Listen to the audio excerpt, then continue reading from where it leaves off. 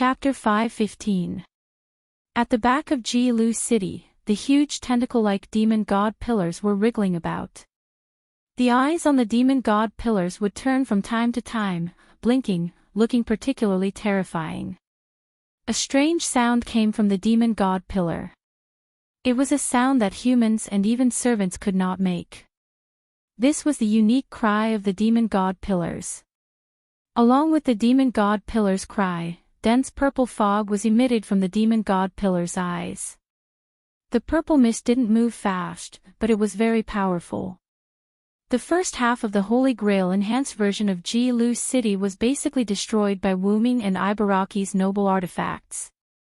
However, the second half of Ji-Lu City was still intact because of Wuming's noble artifacts. When the purple fog emitted by the demon god pillars came in contact with the palaces and pavilions of Ji-Lu City, the moment it came in contact with them, those palaces and pavilions were immediately corroded. It was like a deadly poison. Although the purple fog moved slowly, because it didn't encounter any resistance, gradually, the buildings in the back half of Ji-Lu City, with the demon god pillars as the center, melted away. Taking a closer look, nearly half of the buildings in the back half of Ji-Lu City had been corroded and melted away. The melted buildings were like ordinary water that blended into the ground. Although the ground wasn't decayed, the gradual blackening of the ground proved that it didn't escape the corrosion of the poison. Nightingale pledge, I will eradicate all poisons and all harmful things, in an instant, along with the release of the true name of this precious artifact. A part of the purple mist in front of the demon god pillar disappeared, including the ground that had already turned black. The ground returned to its original color. Not only that, but there were also signs of sprouting on the ground that was covered by the relic. Oh, it's your nurse again.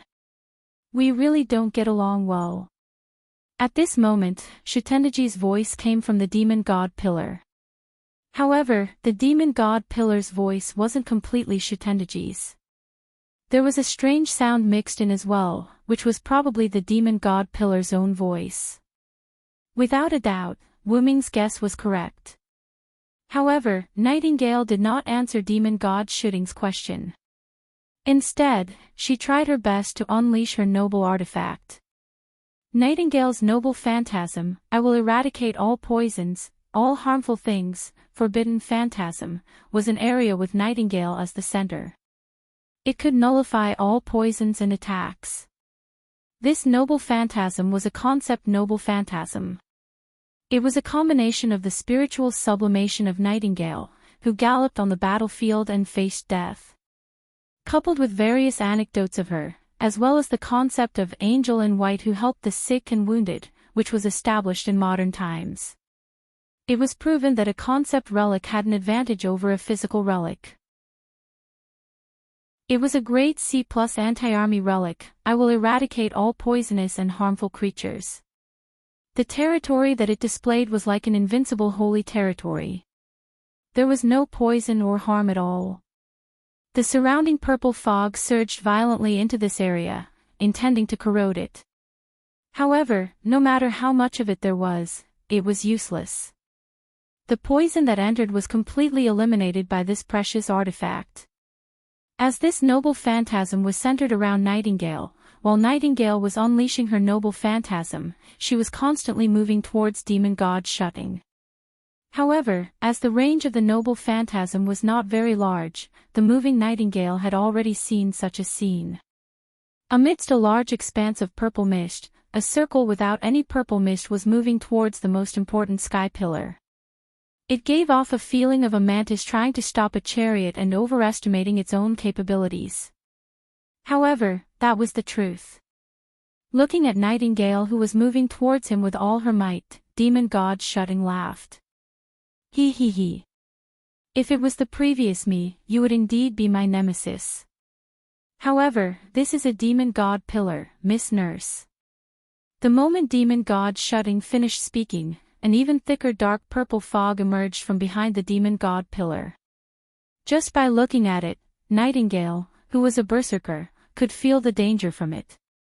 The dark purple fog contained a large amount of magic and rushed towards Nightingale's noble phantasm domain at an extremely fast speed. No matter what it was, there was a limit to it.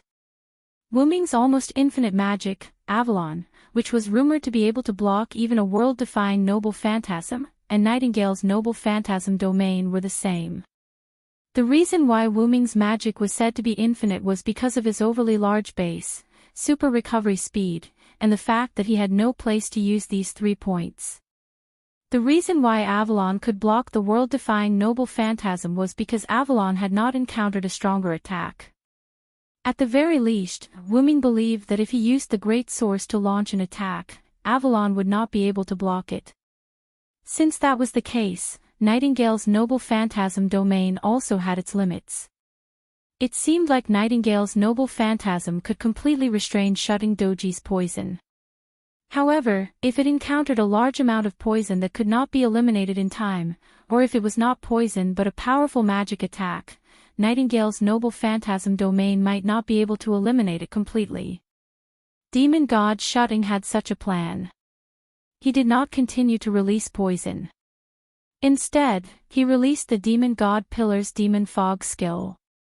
The powerful Demon Fog surged towards Nightingale's domain.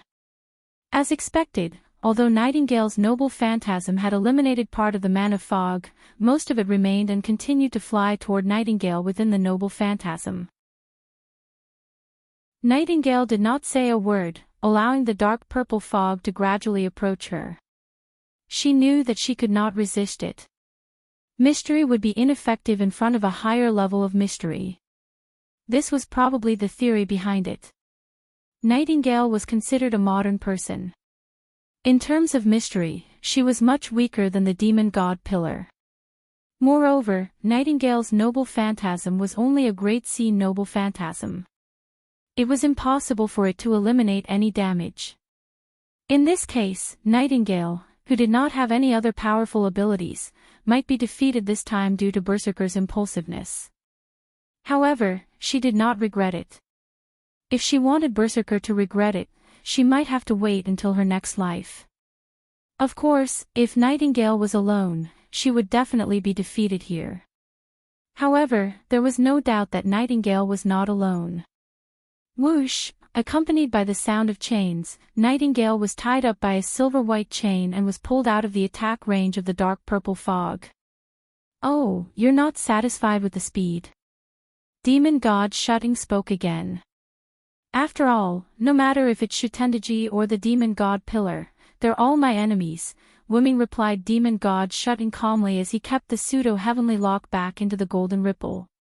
As Nightingale's noble phantasm was still activated, although the poisonous fog had spread over, it did not corrode Wu Ming. Then play with me for a while. My new enemy. Looking at the dark purple fog that was controlled by Demon God Shutting, Wu Ming began to recall what Tamamonome had said. Chapter 5:16. Wu Ming was on his way to Demon God Shutting.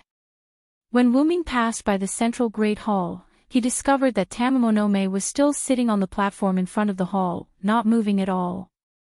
And at this moment, the omnipresent poison gas was emitted from the central Great Hall, about to reach Tamamonome. Even people who didn't know what the mist was would feel danger, let alone Wu Ming who knew what the purple mist was. Wu Ming extended his hand and golden ripples appeared. The pseudo-heaven lock appeared from the ripples and in an instant, the pseudo-heaven lock wrapped around Tamamonome. Immediately afterwards, Wu Ming waved his hand and the chains pulled Tamamonome over. Tamamonome didn't resist and let Wu Ming pull her over with the chains. Catching Tamamonome and retrieving the chains, Wu Ming asked subconsciously. Why are you still here? The Demon God Pillar's attack is already here.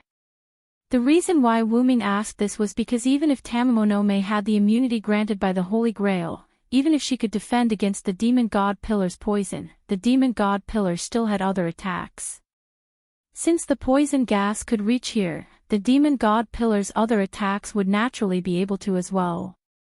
However, in response to Wu Ming's question, Tamamonome smiled sweetly. didn't you tell me to stay here? This is your promise. Tamamonome winked at Wuming like a mischievous child. With Tamamonome's words, Wuming felt rather awkward. Actually, Wuming didn't care about his words at all. Seeing that Tamamonome had told him the truth, Wuming only warned Tamamonome not to play any tricks behind his back. Wuming only used the words, "Stay here and don't go anywhere," to warn her.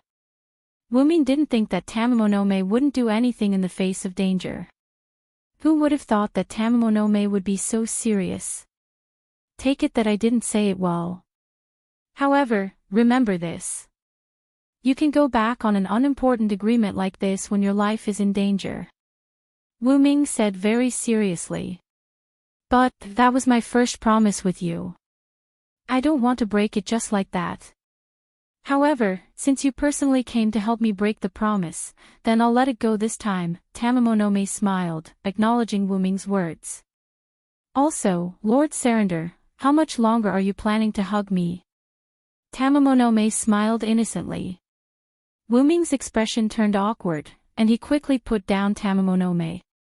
After using the pseudo-heaven lock to pull Tamamonome over, Wuming withdrew the heaven lock.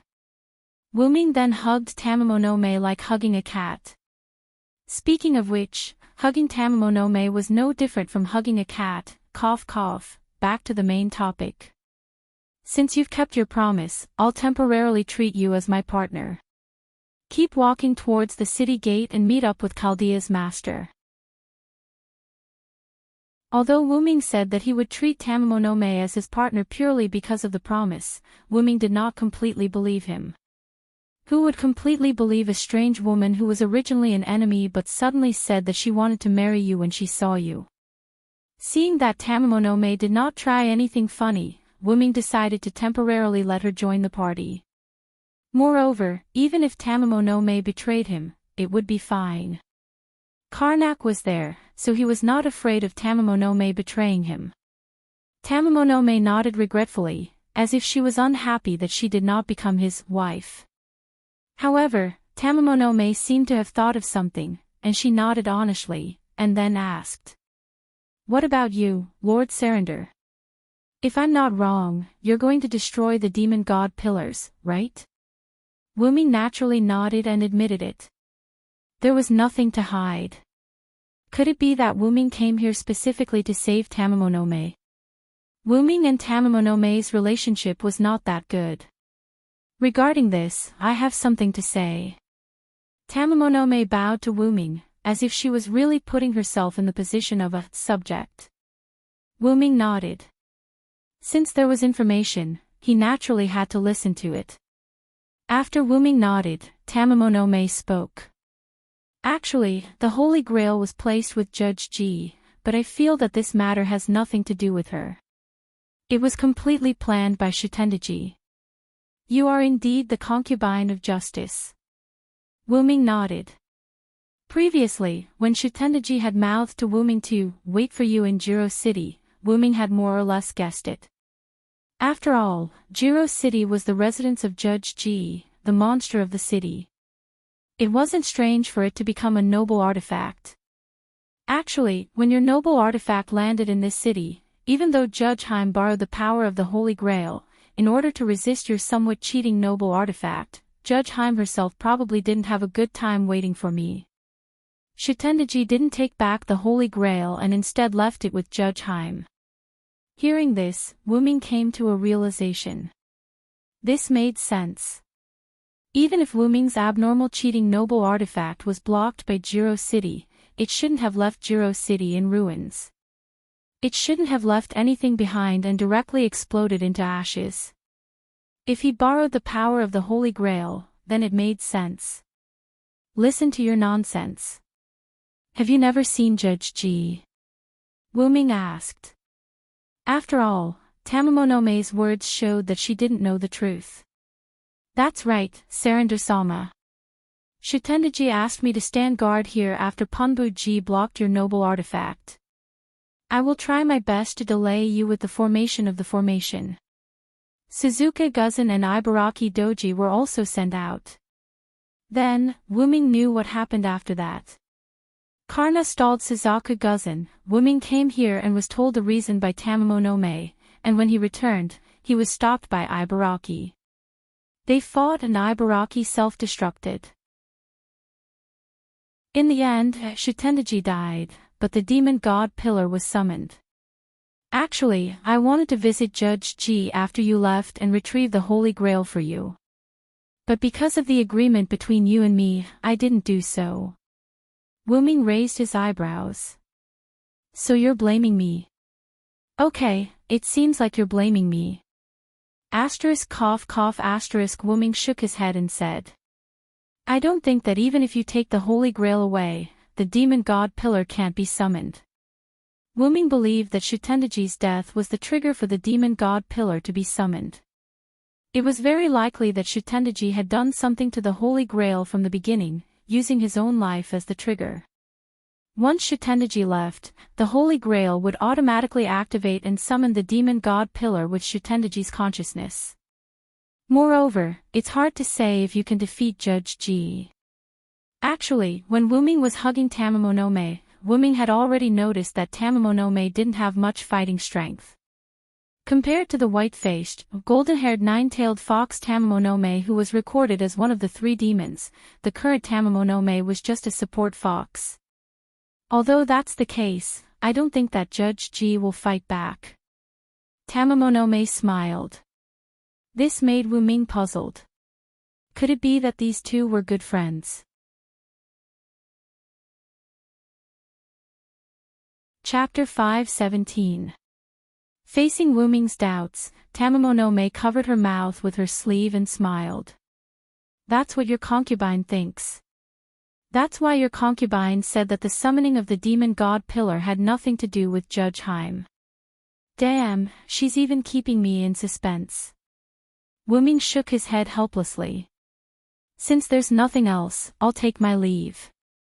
Nightingale probably can't hold on any longer. With that, Wuming prepared to leave. Wuming, Sama. Tamamo no Mae suddenly opened her mouth and called Wuming by his real name.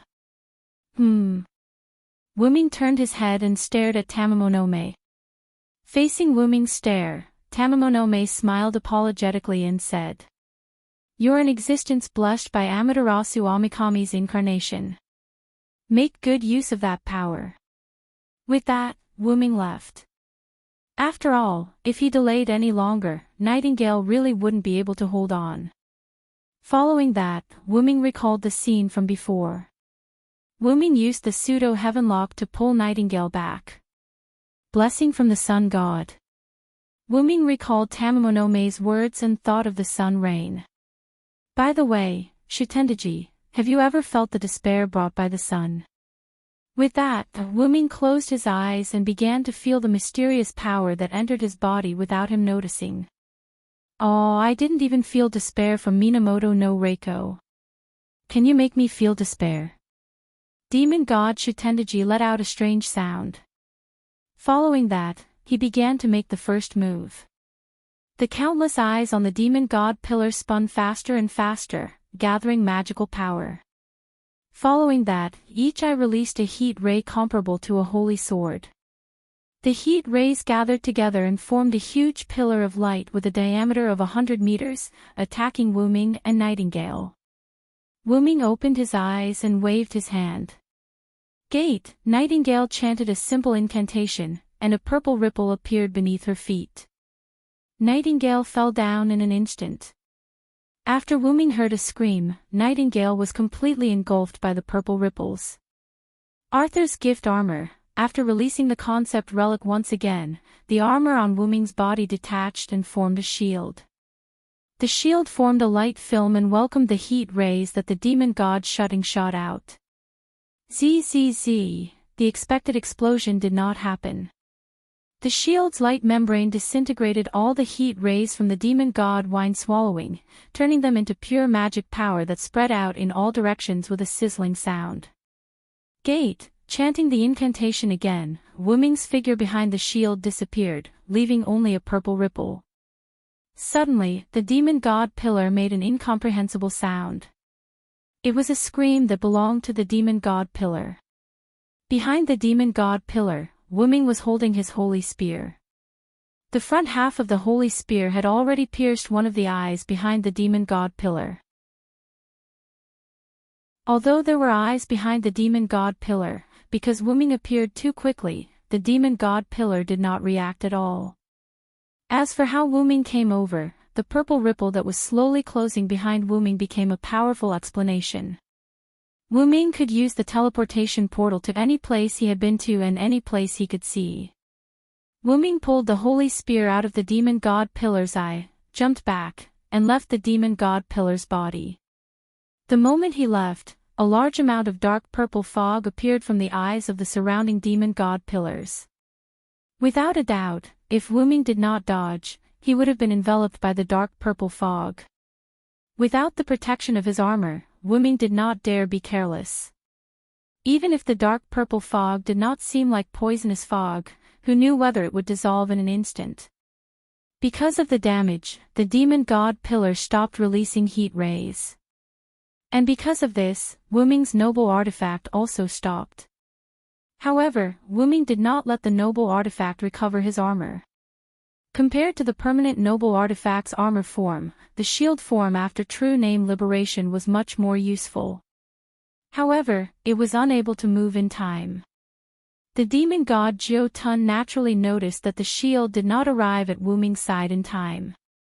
Immediately, the eyes behind the demon god pillar began to revolve violently. Along with the condensation of magic, heat rays were also released.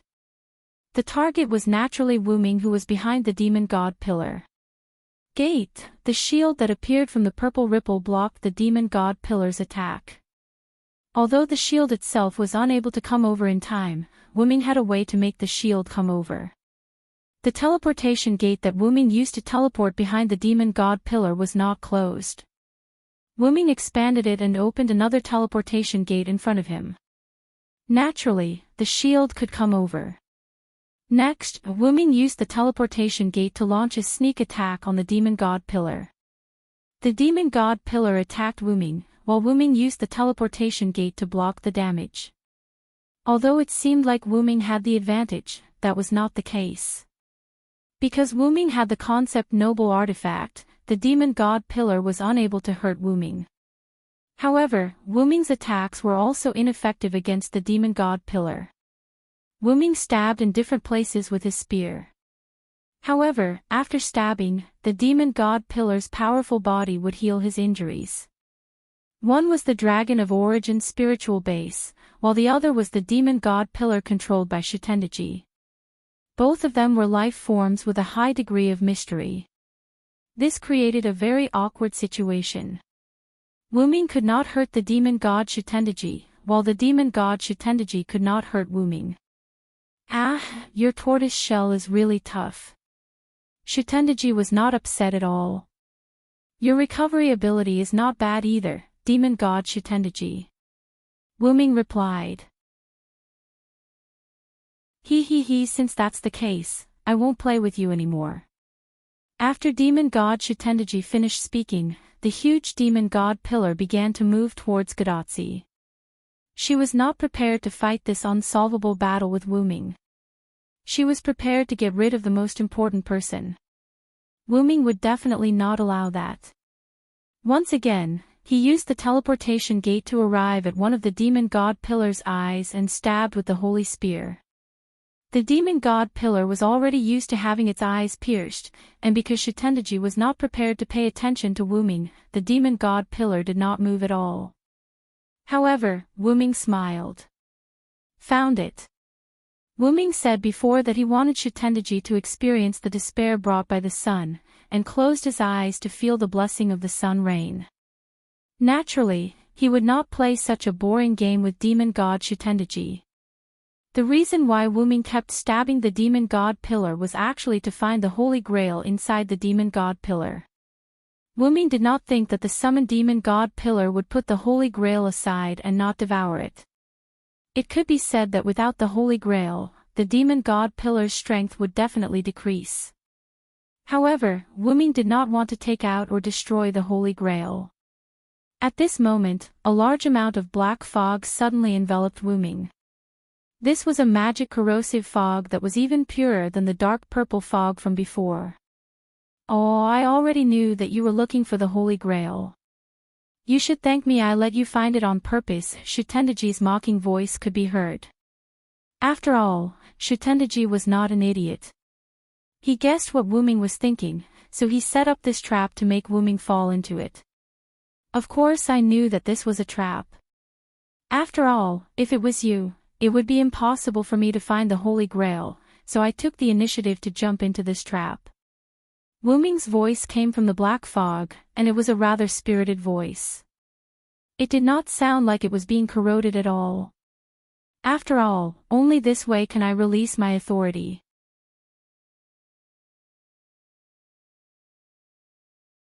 Chapter 5:18. Although Wu Ming had cheated, he did not have any trump cards like the Savior's Sword or the 12 clones because of Celander's spiritual base. Wu Ming had only created an ordinary spiritual base in the root of Genesis and sent it to this singularity. Celander's identity was created by Maeve using the Holy Grail, so Wu Ming did not choose to interfere. After all, being invited in and barging in were two different concepts.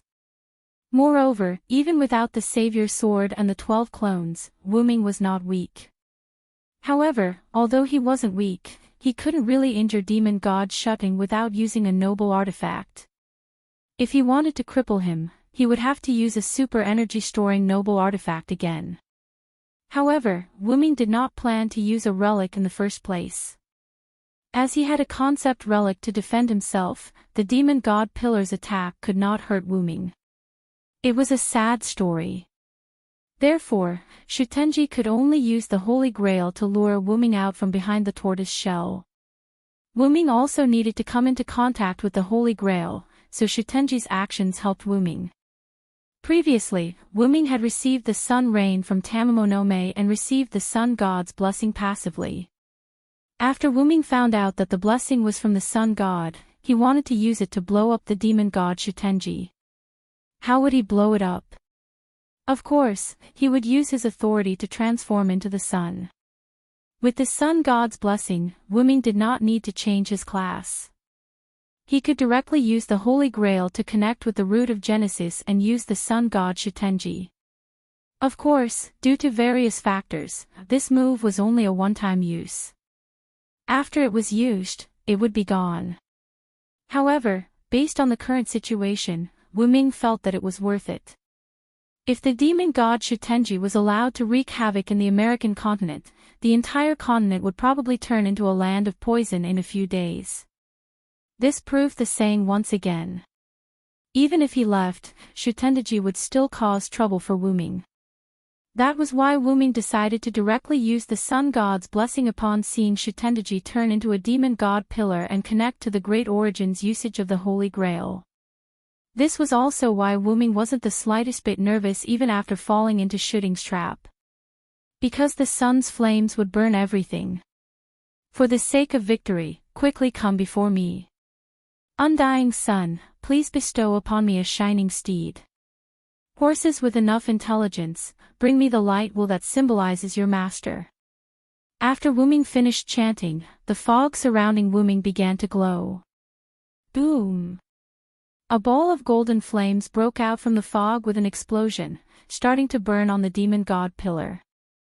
The demon god pillar once again let out an incomprehensible sound of pain. General, demon god Wine Tun. Immediately afterwards, the golden flames instantly covered the entire demon god pillar. A strange scene appeared in G Road City. The giant pillar burning with golden flames kept twisting, as if trying to get rid of these deadly flames, but it couldn't get rid of them. A deep sense of powerlessness came from this flame pillar. Amaterasu. On the hillside outside G Road City, Tamamo no Mae looked at this scene and said softly. Ha! Caster, what did you say? Gadotsi, who was standing beside Tamamo no Mae, asked doubtfully. Nothing, Master Sama. Tamamo no Mae smiled and covered it up. Gadotsi didn't ask again, but focused on the giant flame pillar. Just now, the burning of the demon god pillar made Gadotsi shout. She was very excited, and now she calmed down. Nightingale, who was teleported by Wuming to Gadotsi's side, saw that the virus was about to be finished and relaxed a lot. Amaterasu. Karna said faintly. He heard Tamamonome's words. Matthew and Karna, two people, one on the left and one on the right, stood beside Gadotsi and Tamamonome. The former was guarding his senior, and the latter. It seemed that because of the sun attribute, Karna had a good impression of Tamamonome. At least, he could talk to her and wouldn't ignore her. Of course, Tamamonome was also very interested in this same kind. As long as it was related to the sun, it was a good thing. Immediately afterwards, the golden flames slowly disappeared, and the huge demon god pillar disappeared along with it. There was no doubt that the demon god pillar disappeared. With Wuming's power, the sun incarnation disappeared, just like Lev in the Winterwood City.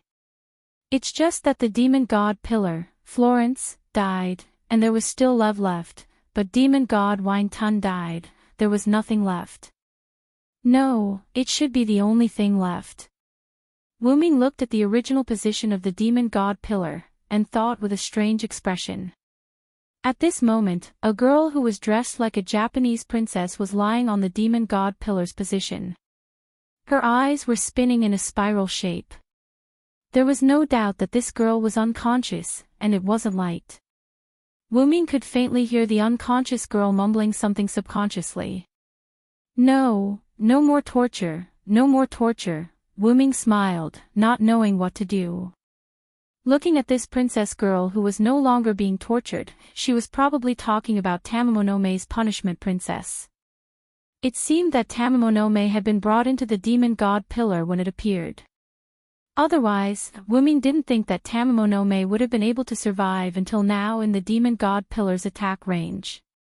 I think I understand why Tamamonome said that Tamamonome wouldn't be the one who summoned the demon god pillar. Looking at Tamamonome's appearance, she had been unconscious for a long time. She had probably fainted after blocking Wuming's treasured artifact. Shutendaji placing the Holy Grail in front of the unconscious Tamamonome made sense. Shaking his head, Wuming stopped paying attention to Tamamonome and looked at his hand. Wuming held the golden Holy Grail with one hand. Sensing the magic on it, Wuming smiled. He had finally recovered a Holy Grail. Not long after, Gadotsi's group arrived. As if it was a coincidence, when Gadotsi's group arrived, Tamamonome turned into magic and left. After blocking Wuming's treasured artifact, being sucked into the demon god pillar, and being injured by Wuming's sun incarnation, it was already a miracle that she was able to last until Gadotsi's group arrived and didn't leave with the demon god pillar. Placing the Holy Grail in his golden ripples, Wuming looked at Gadotsi and sighed. Finally, the first Holy Grail has been collected. Why do I feel so tired for some reason, Wuming thought.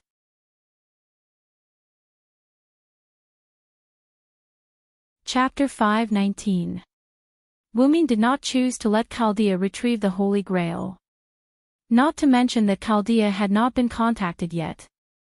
Moreover, even if Wuming was contacted, he would not easily hand over the Holy Grail that he had just obtained to Chaldea's group.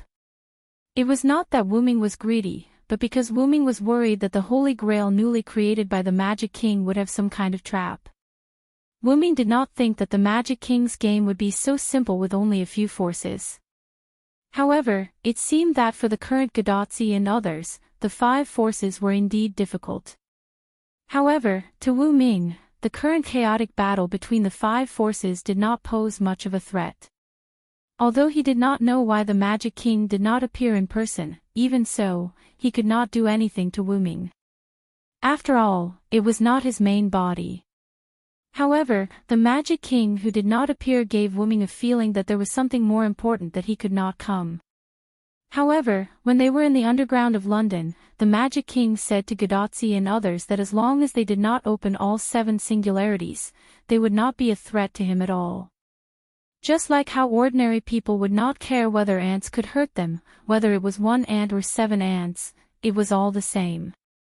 According to the Magic King, only when all 7 singularities were saved, would he take the initiative to kill Godotzi and others.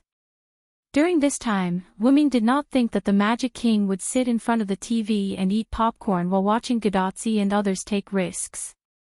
Then there was no doubt that the Magic King also had something to do.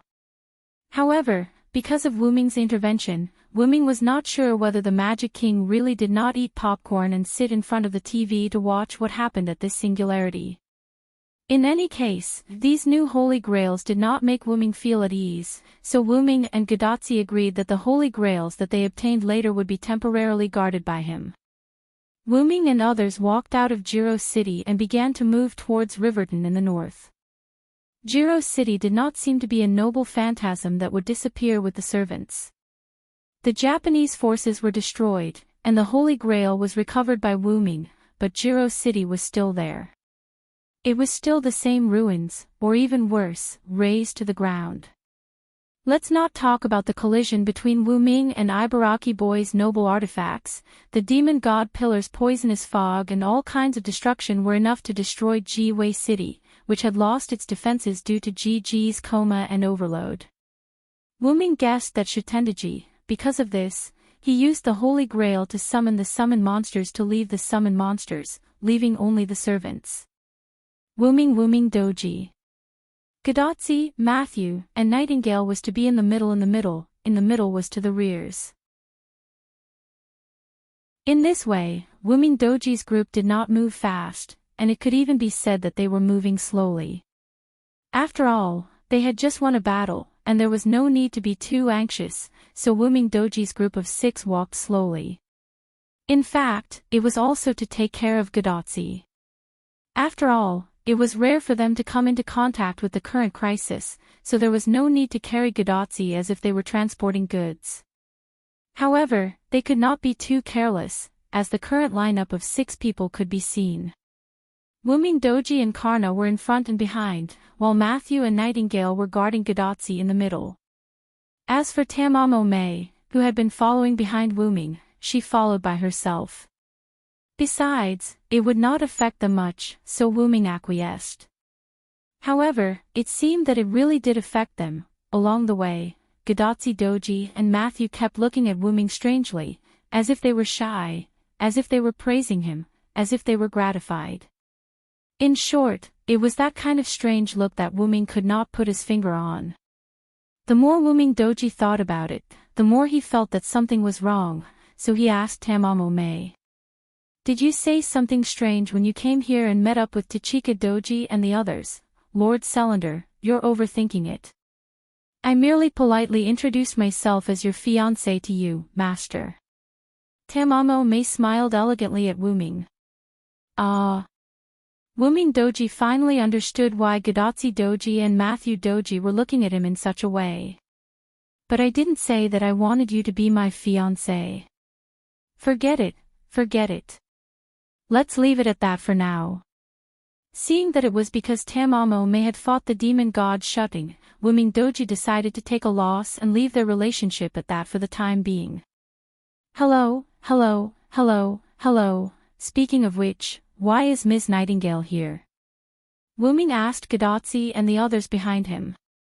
Although Wuming's team of 6 had arranged themselves in a strict manner, Wuming, who was leading the way, and Karna, who was bringing up the rear, were only a few meters away from Godotzi.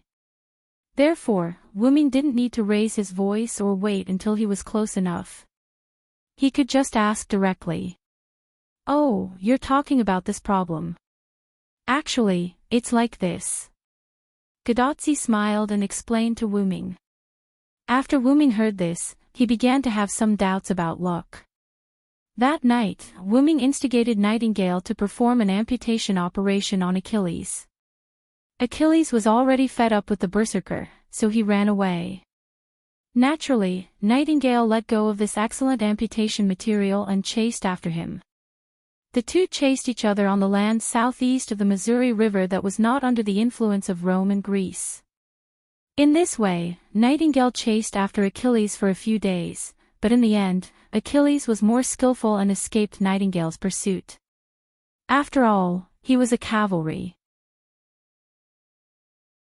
Nightingale, on the other hand, could not find her target, so she began to save others along the way.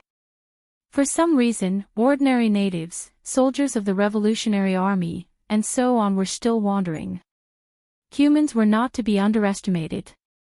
Even in an era where the five forces were divided, humans could survive on their own.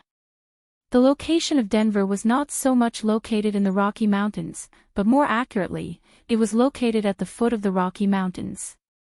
In other words, the terrain was not high. Coincidentally, Nightingale's original location was south of Riverton and north of Denver. In this way, if she walked a little further south, Nightingale would not be far from Denver. Coincidentally, Shutendaji's poison was a pathogen for Nightingale. After feeling the poison blown away by the explosion between Wuming and Ibaraki Duji's noble artifacts, Nightingale came to Denver with her obsession as a berserker. Since most of the poison in Denver had been blown away, Nightingale was able to find people or things that were more poisonous at the moment. And there was no doubt that Shutendaji was that poison.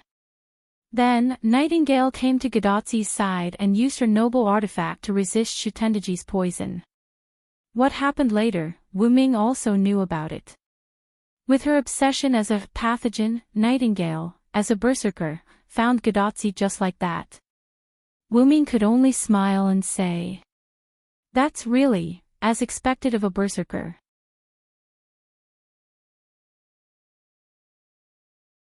Chapter 520. Wuming's group didn't waste any more time.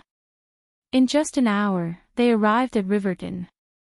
This included Karna from the American faction and Tamamonome from the Japanese faction. After all, the two of them were now on the same side, and Wuming didn't think it was a secret that Riverton was a gathering place for followers, so he brought them there.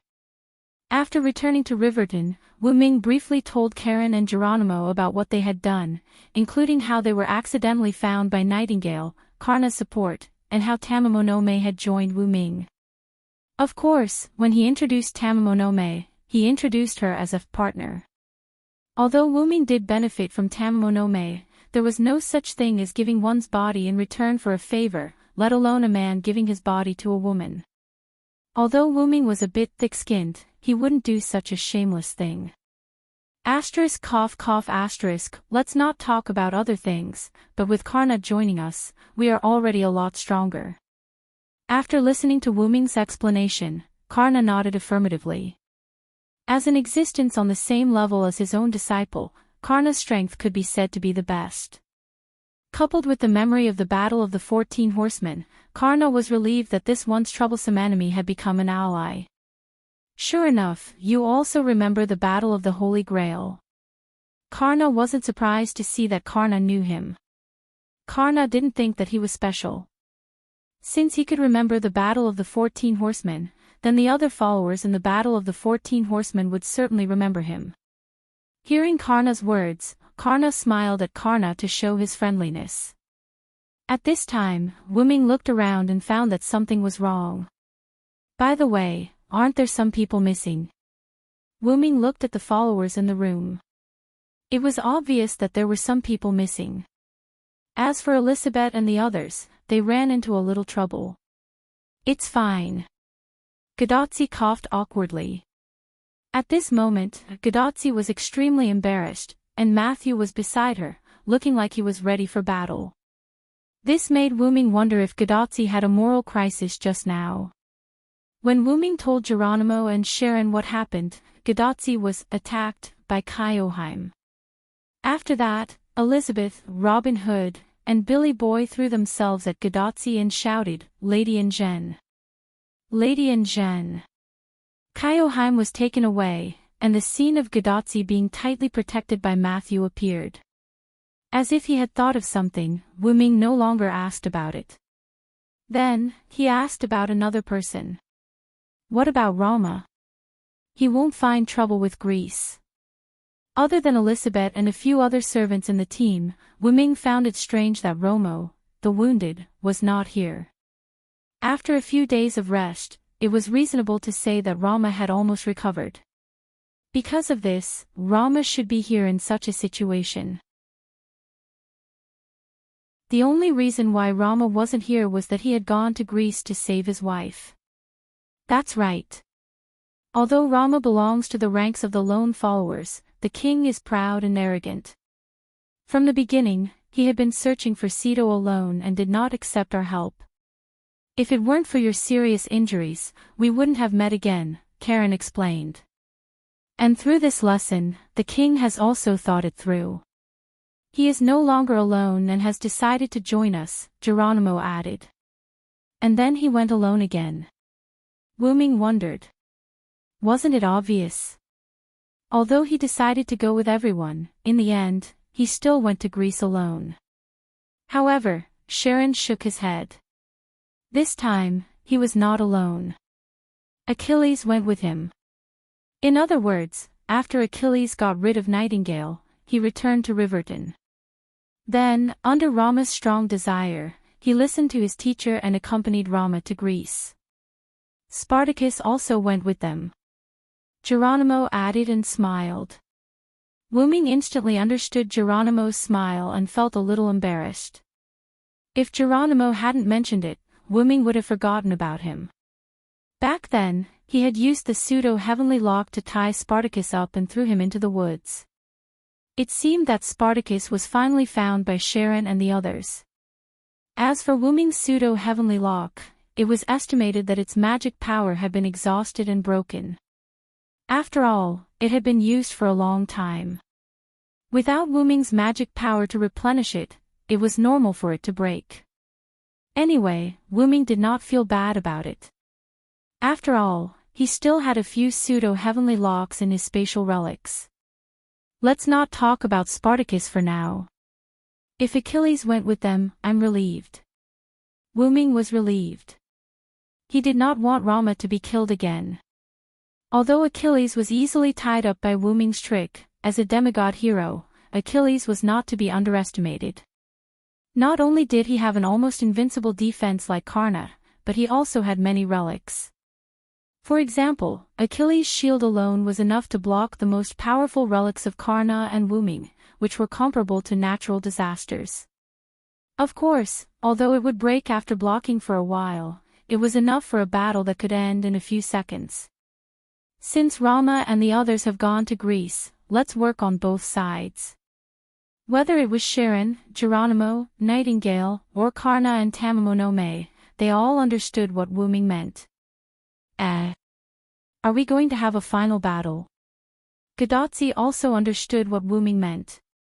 She was shocked. That's right.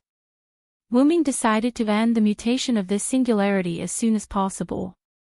With the Celtic forces, the American forces, and the lone follower forces joining forces, and the Japanese forces withdrawing, Wuming felt that now was the best time to destroy both Greece and Rome. Wuming had always felt that the trap set by the Magician King at this singularity was not that simple. He felt that Shutendaji was not the only one who knew Wuming's identity and was targeting Wuming. The longer this dragged on, the more Wuming felt that something was going to happen. Sharon, Geronimo, what do you think? Wuming asked the two of them who were acting as the wise ones. I think we should slow down a little. After all, Rama and the others just left yesterday. They should be in Greece now, Geronimo said calmly. However, Sharon expressed a different opinion. I agree with Salander, but I suggest we only attack one of the forces for now.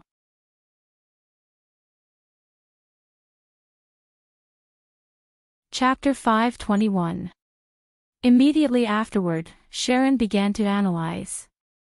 And as far as we can see, our three-party cooperation can cause an overwhelming force to one of them, but if we deal with both forces at the same time, we will inevitably be suppressed by both sides. After all, although we have a large number of servants, if we deal with both forces at the same time, we will have to split up. Whether it's Greece or Rome, I don't think I'm a pushover, so I think we are likely to suffer losses. Wuming nodded. Sharon was right. If Wuming was not included, it could be calculated like this. The leader of the Celts, Maeve, had 3 servants, Finn, Dilmaud, and the unknown Indian servant. Needless to say, Maeve and the other cultic servants were not weak. Although Silent Wonder had never seen the Indian servant before, he knew that the Celts were quite powerful since they were related to Rama. The American forces only had 3 servants. Needless to say, the leader Edison was very weak, and Helena could only be an auxiliary mage. The two's combat power was not high, only Garna was strong, so they did not dare to act rashly. The leader of the lone servant force could be said to be Gadotsi, and there were a lot of servants: Matthew, Achilles, Sharon, Geronimo, Robin Hood, Billy Boy, Kyoheim, Elizabeth, Spartacus, and Rama. As for Tamamo no Mae, she was temporarily assigned to the lone servant force. Although they had the largest number of servants, there were not many who had strong combat power. Strictly speaking, only Achilles, Sharon, and Rama had first-line combat power, and the rest, whether it was Geronimo, Robin Hood, or even Billy Boy, they were not strong. As for Kyoheim and Elizabeth, well, if they were compared to Wuming, Garna, and others, they would be honest mascots. Well, if Kyoheim didn't shout Anjin Sama and Elizabeth didn't sing, they would become very popular. Tamamo no Mae's words were mentioned before. If she was summoned as a berserker or some other job rank, Tamamo no Mae would be able to unleash the terrifying power of one of the 3 great monsters. But now, she was just an ordinary witch fox. Lastly, if Spartacus could release his noble phantasm, he would be a very good troublemaker. However, he would be tied up in a few moves, so he could not be counted on. Moreover, even if he did release a precious artifact, it would be self-destructing, and the price would be too great. Didn't you see that Caligula's berserker, who didn't have any powerful abilities, was stabbed by a noble phantasm? Although it was inappropriate to say so, in the face of a top-level servant like Wuming was certain that no one present, not even Sharon, would be able to survive if they fought with their lives on the line. Although it seemed like Wuming was a little arrogant, unfortunately, this was the truth. Ka Rong is right. Since that's the case, let's split into 2 teams. Wuming decided to eliminate one of the forces first, and then attack the remaining forces. Immediately afterward, Wuming told everyone about his opportunity. They were still divided into 2 teams. The first team was led by Sharon and Geronimo. Robin Hood, Billy Boy, Kyoheim, Elizabeth, plus Edison and Helena, a total of 8 people. Their task was to go to the Roman camp and use all kinds of tricks to distract the Roman forces. The purpose was to delay the Roman forces and have no time to deal with the Greek forces. The Greek forces, on the other hand, were led by Wuming and other powerful servants to form the second team to eliminate them. Wuming returned to Washington first, and then led Maeve, Finn, and Dilmaud to Greece. Karna, on the other hand, was to join Rama, Achilles, and Spartacus to attack the Greek forces together with the Celtic forces brought by Wuming. For now, the Greek forces were much more difficult to deal with than the Roman forces. The Arcadian huntress, the divine magician, and the demigod hero were all stronger than the less mysterious Caesar, Cleopatra, and the others. Because of this, Wuming decided to gather powerful forces to eliminate the Greek forces first, and then attack the Roman forces. When Wuming and the other servants of the second team attacked the Greek forces, Sharon would lead the first team to entangle the Roman forces. Facing the less mysterious Roman forces, Wuming believed that Sharon and the others would not suffer any casualties. After all, they did not have to fight with their lives on the line. They just had to interfere with the Roman forces. That's a good plan. After all, even if we go to Greece with the second team, we won't be able to do much. It's better to go to Rome to interfere. Sharon agreed with the plan. The rest of the servants, Geronimo, Tamamo, and Karna, also had no objections. At this time, Gadotsi spoke. That Matthew and I? Gadotsi asked weakly. Matthew also nodded. They could not contact Chaldea at the moment, so Gadotsi and the others could only decide what to do next for the time being. Wuming pondered for a moment, then said. Tachika and Matthew, I originally wanted you to go with Sharon, but as the master, I have to ask for your opinion, so you can choose which team to follow. After hearing Wuming's words, Gadotsi and Matthew looked at each other. But it didn't take long for Gadotsi to speak under Matthew's affirmative gaze.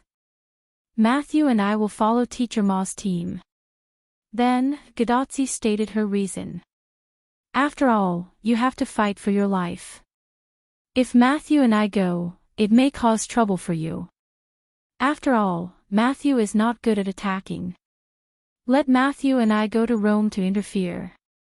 Gadotsi said to Wuming with a smile. Although Gadotsi wanted to go with Wuming, she knew that she was a human master, and her servant Matthew was only a defensive type. Following Wuming and the others' attack team would inevitably cause trouble. Therefore, Gadotsi suppressed her desire and chose to go with Sharon and the others to Rome. It's really hard for you, Tachika. It's great that you can think like this. Wuming said as he touched Gadotsi's little head. Although Wuming could also protect Gadotsi, he was always somewhat restrained. Therefore, Wuming was really pleased that Gadotsi could choose to follow Sharon to Rome. It's nothing. I think if the doctor and the director were here, they would let me choose a team. Gadotsi smiled slightly, enjoying Wuming's touch. Retracting his hand, Wuming looked at everyone. Since the task has been assigned, then I will leave first. I will inform Edison to meet you here later. At that time, I will use Edison's communicator to talk to you. Later, Geronimo informed Wyatt, Elizabeth and others of the plan. They naturally had no objection, and they were quite excited. Especially after Kyoheim knew that she and Gadotsi were in the same team. In this way, Wuming and Karna left together, and everyone was preparing for the upcoming battle.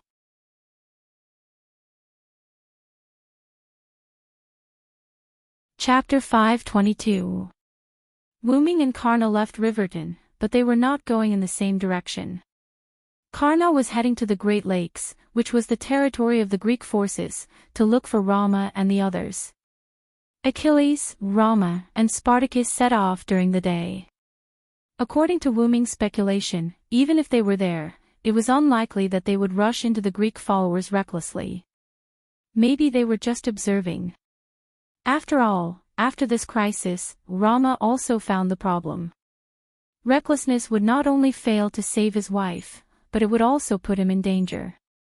After all, he was a king. Even if he was more impulsive when he was young, Rama was not ignorant. At present, there had been no movement from the Greek side, so Wuming judged that they had not made a move yet. This was good. Karna could meet up with them first, then lurk and wait for reinforcements. As for Karna's identity, Wuming gave him a runestone, which contained a video recorded by Wuming, which was enough to prove Karna's identity. Besides, Achilles had also teamed up with Karna before, when they were 14 knights, so he knew that Karna would not lie. Therefore, Wuming was not worried about Karna's identity. In this way, Karna headed toward the northeast. Wuming, on the other hand, went south, preparing to use his assassin behavior to pass through the gap between Greece and Rome and return to Celtic. Coincidentally, although it was daytime when Wuming and the others attacked Jiro City, it was almost dark when they arrived at Riverton. The night was suitable for Wuming to sneak away. However, Wuming thought about it carefully and laughed. Not to mention that it would take too long to carefully rush back. Wuming had a portal. Wuming had to rely on himself before because he had never been to those places. Now that he needed to rush back home, wouldn't that be putting the cart before the horse? Therefore, Wuming directly opened the portal and went to Washington. In the president's office in Washington, a black-purple spatial ripple appeared in front of the desk. Then, Wuming walked out of the portal. "You're back."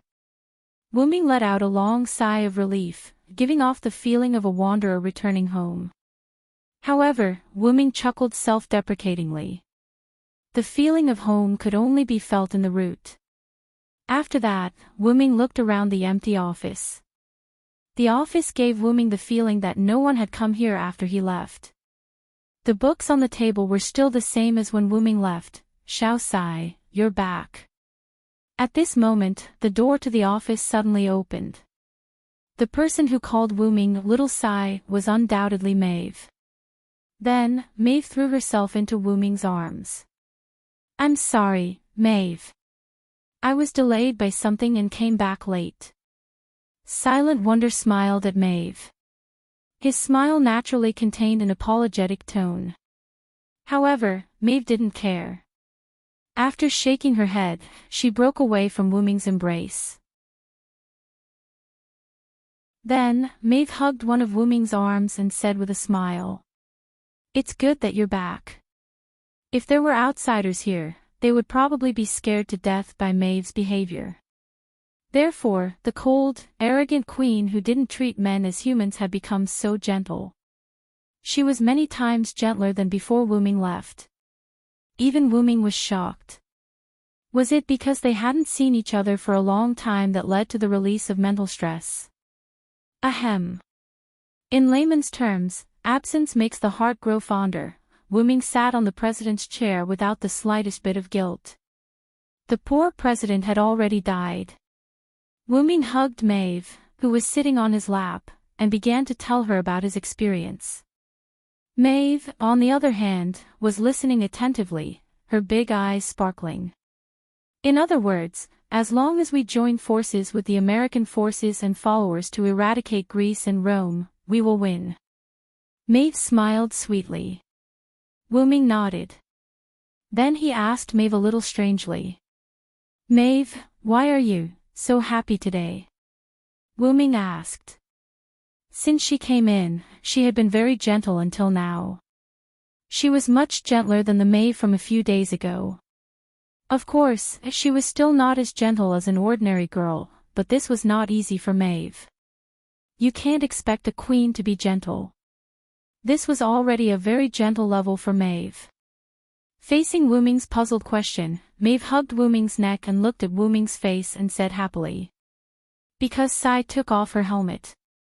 When Maeve said this, Wu-ming realized that he didn't wear his helmet anymore. No one knew when it started, but Wu-ming had taken off his helmet and maintained the appearance of only wearing white armor. Wu-ming would only close his helmet during the battle, but once the battle was over, he would take it off again. Although Wu-ming was used to it, Maeve was not. She had never seen Wu-ming's true face in this singularity. Of course, it didn't mean that Wu-ming covered his true face to make Maeve suspicious. After all, no matter who it was, if their lover always covered their face with a mask when they were with their other half, the other half would be very depressed if they couldn't see their lover's face. So, I won't wear a helmet in the future, how about that? Without apologizing, Wu-ming asked with a smile. With the relationship between the two, there was no need for an apology. Yeah, but no matter what, I like Little Sai. Maeve gently leaned in Wu-ming's arms and enjoyed this moment of peace. Wu-ming gently patted Maeve's back and enjoyed a moment of peace with Maeve. Sure enough, Maeve is actually just a little girl who lacks love. After a moment of tenderness, Wu-ming and Maeve left the office. After all, there was no time to lose. It was better to mobilize the troops and start the final battle. By the way, Sai, that Indian servant left our side. Left? What happened? Although leaving a servant was not a big deal for the current situation, Wu-ming still wanted to know the inside story. That servant is the hero of India, Achuna. He temporarily joined us on the grounds of following us to find Karna. Soon after he left. Wu-ming was taken aback. Achuna's mortal enemy was Karna. It seemed that he was still very persistent after death. No wonder he had some relationship with Rama. Rama was the seventh incarnation of Vishnu. Vishnu's sixth incarnation was the axe-wielding Rama, who appeared in the Mahabharata.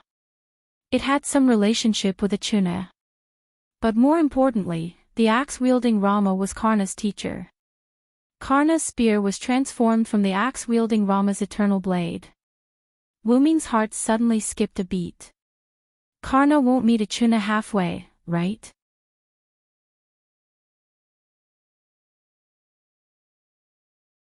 Chapter 523. Maeve, gather Finn and the others and head to Chicago. I'll go check on Riverdon. I have a feeling that Ajo and Karna have met. When it came to serious matters, Maeve was not ambiguous at all and immediately nodded. Wuming opened a portal and walked in. After Maeve saw Wuming leave, she reverted from a pretty girl to an incomparably domineering queen. She then gave an order to the Wuming guards outside. All troops, head to Chicago.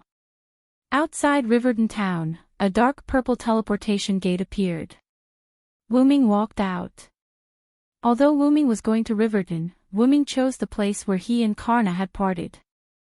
Wuming looked in the direction Karna had left. Lightning and fire kept appearing in the sky there.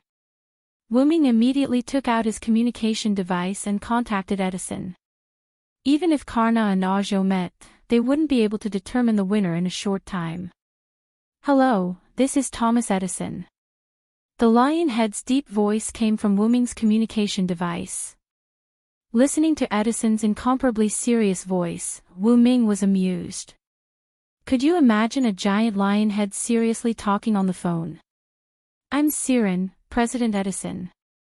Wuming then told Edison to attack this place. Wuming also told Edison that Karna was with him. Understood.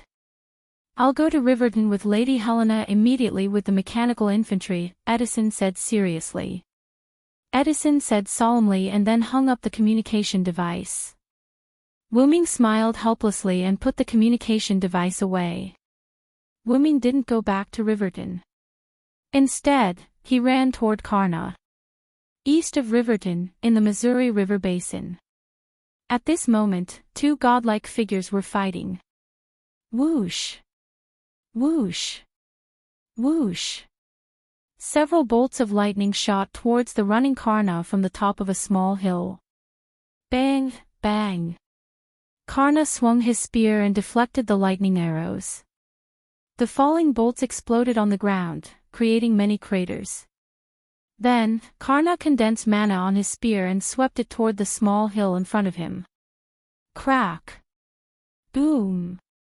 Like cutting vegetables, the small hill in front of Karna was cut in half and then exploded by the mana contained in it. A dark-skinned figure flew up from the small mound, holding a strange bow in his hands. There was no doubt that the arrow that had attacked Karna was shot by him, and it had to be Ajo. Ajo wasn't worried about losing her cover. In the air, Ajo stood upside down and raised her bow. Karna shot a few more arrows. 5 lightning bolts attracted each other and shot toward Karna in the shape of a pentagram. This time, Karna didn't use his gun to knock away the arrows. Instead, he jumped at the moment the pentagon-shaped arrows were shot at him. Boom! The bolts landed on the ground, and the ground exploded. The strong wind blew Karna's white hair. Karna stood up and looked at Ajo, who had landed on the ground. While Karna was dodging the pentagram arrow, Jona took advantage of the opportunity to flip over and adjust his position before landing steadily on the ground. Karna and Ajo stood opposite each other in the distance, giving off the feeling that they were about to negotiate. But unfortunately, neither Arzu nor Karna had the intention to speak. Ajo raised his bow and shot at Karna crazily with mana bolts. Karna, on the other hand, sprinted toward Ajo, swinging the indestructible blade in his hand to deflect the arrows. From the moment they met, they hadn't said a word and had been fighting the entire time. The surroundings were full of holes from their battle. It was like a natural disaster. That was what Wuming thought when he arrived. Seeing the two fighting again, Wuming sighed. That black guy is Ajo? Wuming asked in surprise. Ajo seemed to have heard him and glanced at Wuming. However, compared to Wuming, Karna seemed to be more attractive to him. Wuming smiled awkwardly. After all, he was caught talking bad about Ajo. However, Wuming didn't expect Ajo to be a black guy. Wuming didn't try to hide his presence.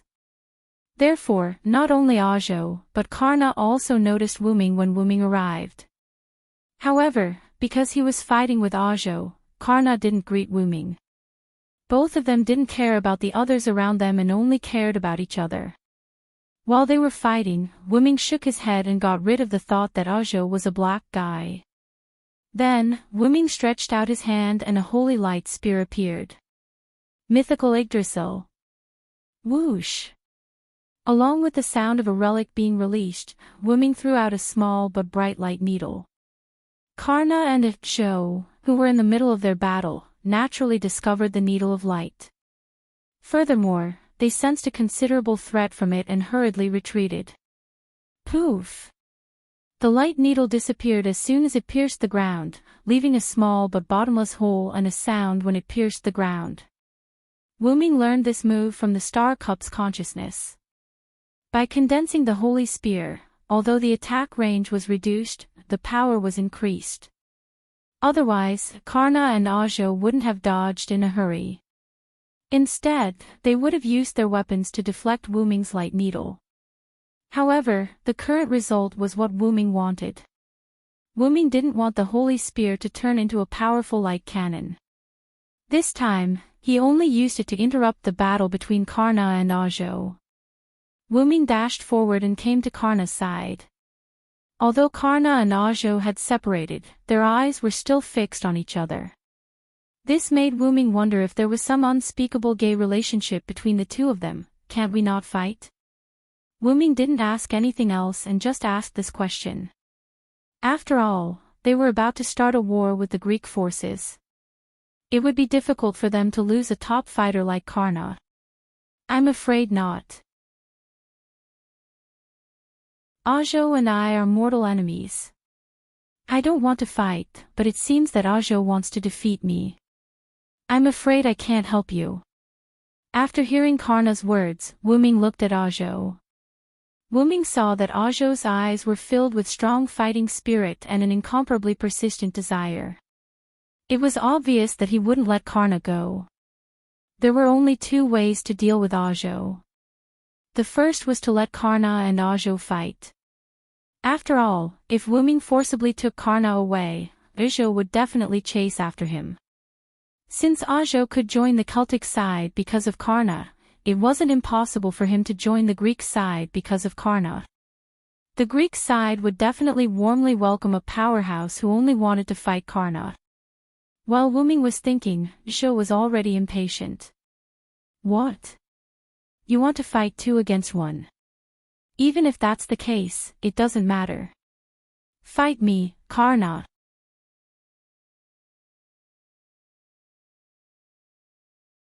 Chapter 524. After Ajo finished speaking, she released her magic in a very imposing manner, causing the surrounding ground to crack. At this moment, Wuming finally had a chance to size up Ajo. Although his skin was dark, it revealed an incomparably healthy luster. Dressed in blue and white Indian Brahmin aristocratic clothes, this dark young man was full of character. Plus, he had a cold expression on his face. Wuming believed that ordinary girls in the modern world would definitely be smitten by Ajo. Wuming looked at Karna as if he had suddenly realized something.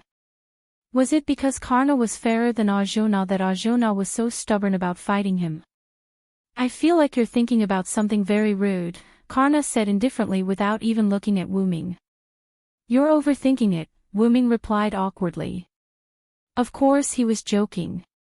Wuming could understand why Ajo was pestering Karna. They were evenly matched, but because the opponent was in a difficult situation, Ajo, who had once sworn that he would not attack the opponent when the opponent was in a difficult situation, made his move. Even though Ajo's guidance was involved, in the end, Ajo still shot the arrow himself. That was the arrow that ended Karna's life, and also the arrow that would make Ajo suffer for the rest of his life. The hero Ajo had actually wanted to kill his archenemy in a murderous manner. That was too degrading. Although justice always belonged to the victor, Jonas still felt uneasy. Therefore, after turning into a heroic spirit, his wish was to fight Karna and defeat him with his own strength. Wuming had also thought it through. Let Karna and Jonah fight. After all, even if Wuming took Karna away, they would still end up fighting in the end. As for killing Jonah with Karna, Wuming had thought about it before, but first of all, it was inhumane, and second of all, this place was neither close nor far from Chicago. It would cause trouble sooner or later. Then, Wuming opened a portal. After exchanging a few words with Karna, Karna nodded. Then, he glanced at Ajo and walked in. Karna, don't even think about escaping. Arzu roared angrily. Don't worry, Achuna. Karna only left the Missouri River basin. He only went to the northwest of the Cordillera Mountains. After all, there are few people there. You won't be disturbed. Then, Wuming moved the portal and pushed it in front of Ajo. You can find Karna again through this portal. Of course, you can choose not to trust me. The choice is yours. Wuming smiled, indicating that he meant no harm. However, in Ajo's eyes, this smile was extremely evil. He was having a good fight with his opponent, and you sent his opponent running away as soon as you arrived. Now you're even smiling. No matter how you look at it, it's a smile that's asking for a beating. Unfortunately, Wuming's charm wasn't as great as Karna's. Ajo merely looked at Wuming deeply and then entered the portal. Of course, Wuming wouldn't play any tricks. At this moment, Karna and Ajo were indeed in the northwest of the Cordillera Mountains. Then, Wuming took out his communication device and sent a message to Edison. Karna and Ajo are fighting to the death in the northwest of the Cordillera Mountains. You must avoid that place. Pass through Denver from the south and meet up with Chaldea's master in Riverton. After a while, Edison sent back a message. Putting away the communication device, Wuming took Karna's place and continued running toward Chicago. Let the two of them fight it out. By the time the victor is decided, Silent Wonder would have collected all 4 holy grails. The sun set in the west, and night gradually fell. Des Moines, a town on the Mississippi plains that was neither too far nor too close to Chicago. Because of the war, there weren't many people in the town. Also, because the sun had just set, there were only a few passers-by on the road. They all had bitter expressions and frowns. Some of the houses were damaged, and some were directly abandoned. No one cared about them. However, because this place was under the influence of Greece, it was relatively peaceful. Suddenly, a green figure flashed past like a shooting star. This made one of the passers-by wonder if he was hallucinating because of his long-term nervousness, or if he had run into a ghost. Although the sun had just set, it was still considered night. Not wanting to think about it anymore, the passers-by quickened his pace and left. In every abandoned house in Des Moines, a red-haired young man stood in a house without any light, looking out the window from time to time. This person was Rama. Following the appearance of a green figure, Achilles appeared in front of Rama. How is it? Rama asked. I found out. Those people have all gathered in Chicago because of a big hole in their spaceship. They haven't moved yet, Achilles said, rather displeased. Speaking of which, we should just attack them directly. Is there a need to be so cautious? Even Spartacus, who had been trying to attack Rama for some unknown reason, was released by Rama for being a hindrance. Well, actually, Rama just let him go with the flow. It would be best if he could affect the Greek side. After what happened before, I understand that if I want to take back Sido, I won't be able to do it rashly. I might even be killed. Rama closed his eyes and explained to Achilles. This was also the reason why Rama asked Achilles to scout for information. But why didn't he go himself? Achilles was the fastest to run. I deserve to die. However, I can't die. I can't let Saito suffer. I must take back Saito. Before that, I must not die. Rama clenched his fist tightly. The metal gauntlet on his arm made a creaking sound because of Rama's strength. It could be seen how turbulent Rama's heart was. As expected, I still don't know anything about love. Can't we just fight our way through the enemy? Achilles pouted and complained. Even so, Achilles still followed Rama's instructions to scout for information. Sharon had told him that Achilles must listen to Rama's instructions and not charge into the enemy's base alone. As a teacher, Sharon naturally had ways to make his disciple obedient. After all, this was the talent of a teacher. After that, Achilles could only grumble helplessly before following Rama over. If that's the case, then what should we do next? Achilles dug his ears and asked Rama. Attack. Rama paused for a moment and said. Ha! Achilles suspected that there was something wrong with his ears. Otherwise, there was something wrong with the young king in front of him. Achilles thought, you must be kidding, brother.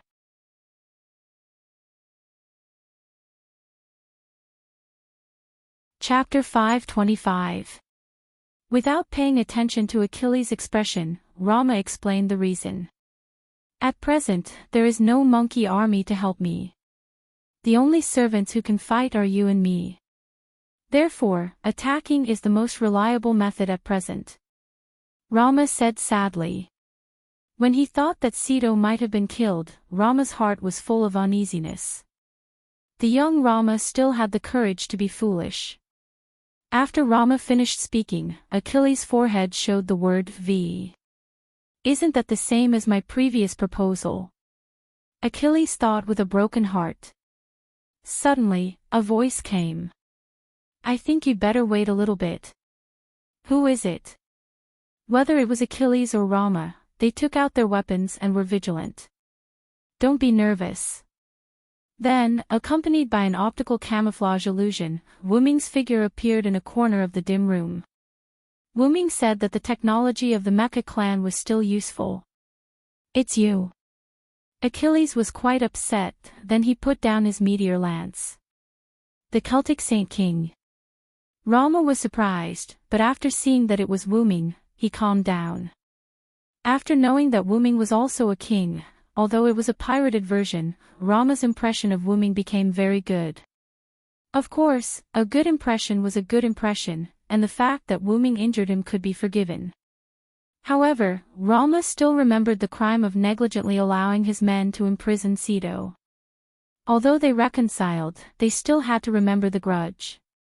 This was the young King Rama's decision in the face of Saito's matter. Rama, who was like a child throwing a tantrum, was not noble. As long as it concerned Saito, then Rama would not give in. Why did you come here alone? Where is the master of Chaldea? After all, he was also Rama's savior, so Rama naturally cared about him. Don't worry, Edison has agreed to join forces with us. On the way back, we have joined forces with Karna to eliminate the Shitendaji who had gathered in Japan. Then, Wu Ming briefly explained to the two of them why Karna was a member of the United States, what they had been doing during this period of time, and their next plan. I didn't expect Lancer to join Edison's camp. Life is really unpredictable. Achilles sighed. In the previous memory, they were clearly teammates, but in the end, they became enemies again. But in any case, because of the alliance, they became teammates again. That person is a hero who gave alms. It's not strange for him to have such decisiveness, Rama said calmly. Although he and Karna did not come from the same story, Rama knew quite a bit about the hero who gave alms. But I didn't expect the heaven-bestowed hero Aozho to appear at this singularity. Rama shook his head. Because of Wu Ming's explanation, the two also knew that Aozhona had been fighting Karna all this time. They both sighed with emotion. Not only did Rama temporarily lose a combat power, but he also sighed that these two old enemies who loved and hated each other could appear at this singularity at the same time. That's why this is the Holy Grail. Such a miracle can also happen. Achilles smiled softly, thinking about how he and Sensei appeared together. After hearing Achilles' words, Wuming smiled. Because of this, Rama, you can also meet Sito at this singularity, just like Karna and Ajo. These were all miracles brought about by the Holy Grail. Rama did not deny it at all and nodded seriously. Although I still can't meet Sito, as long as I know that she's still on this continent, I feel extremely at ease. Because Rama intervened in the battle of the monkeys and killed the enemy monkey, the dead monkey's wife put a curse on him. Even if you take back your wife, you can't really meet her. Because of this parting curse, Rama and Sito were separated again in the end, and it was a separation of life and death. This curse still accompanied the two. As long as they were too close to each other, one of them would gradually become weak, faint, and lose power until one of them left. Even if there's a curse, I will definitely find Sito. Rama said angrily. Even with such a curse, Rama still pursued Sito without hesitation, even if it meant death. If that's the case, then you should listen to me and wait for a while. During Wuming's explanation, he also told the two of them about the joint attack of the American forces, the Lone Follower forces, and the Celtic forces on the remaining two forces. If that's the case, I can wait. Anyway, I've been waiting for a day. Rama put away the eternal blade and sat cross-legged on the ground. Tisk, really, both of them are so difficult to understand. Achilles complained as he walked to another room. Wuming smiled helplessly, although he asked Ramodi. By the way, why didn't I see Spartacus? Wuming found Rama and Achilles through mana perception, but Wuming didn't find Spartacus' mana in the surroundings. Could it be that he was already killed? Wuming thought mischievously. That traitor, I have already banished him. Rama answered Wuming rather unhappily. Banished? Could it be that Spartacus was attracted by the king follower and attacked Rama, but was then driven away by Rama? Wuming looked at Rama's rather unhappy expression and thought that it must be so. Forget it, I'll go find him. I don't want him to ruin my plan.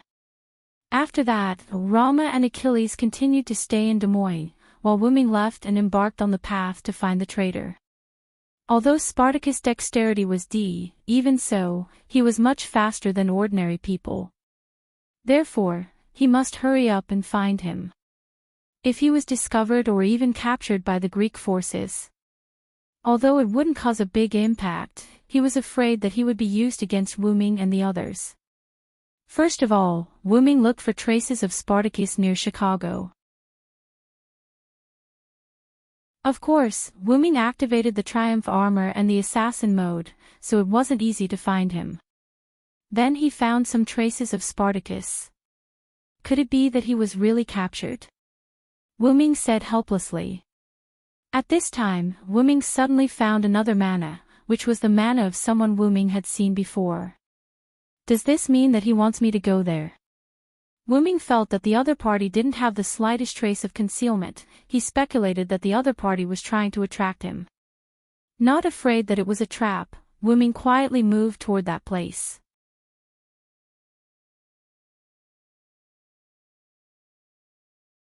Chapter 526. In just a few seconds, Wuming came to a small high ground where a girl with beast ears holding a bow stood there. She seemed to be admiring the moon. After Wuming saw the girl with beast ears, he also let go of the unnecessary vigilance in his heart, lifted the magic version of optical camouflage, and slowly walked out of the shadows. Since it's you, I don't think this is a trap, Atlanta. After Wuming finished speaking, the girl with beast ears turned around.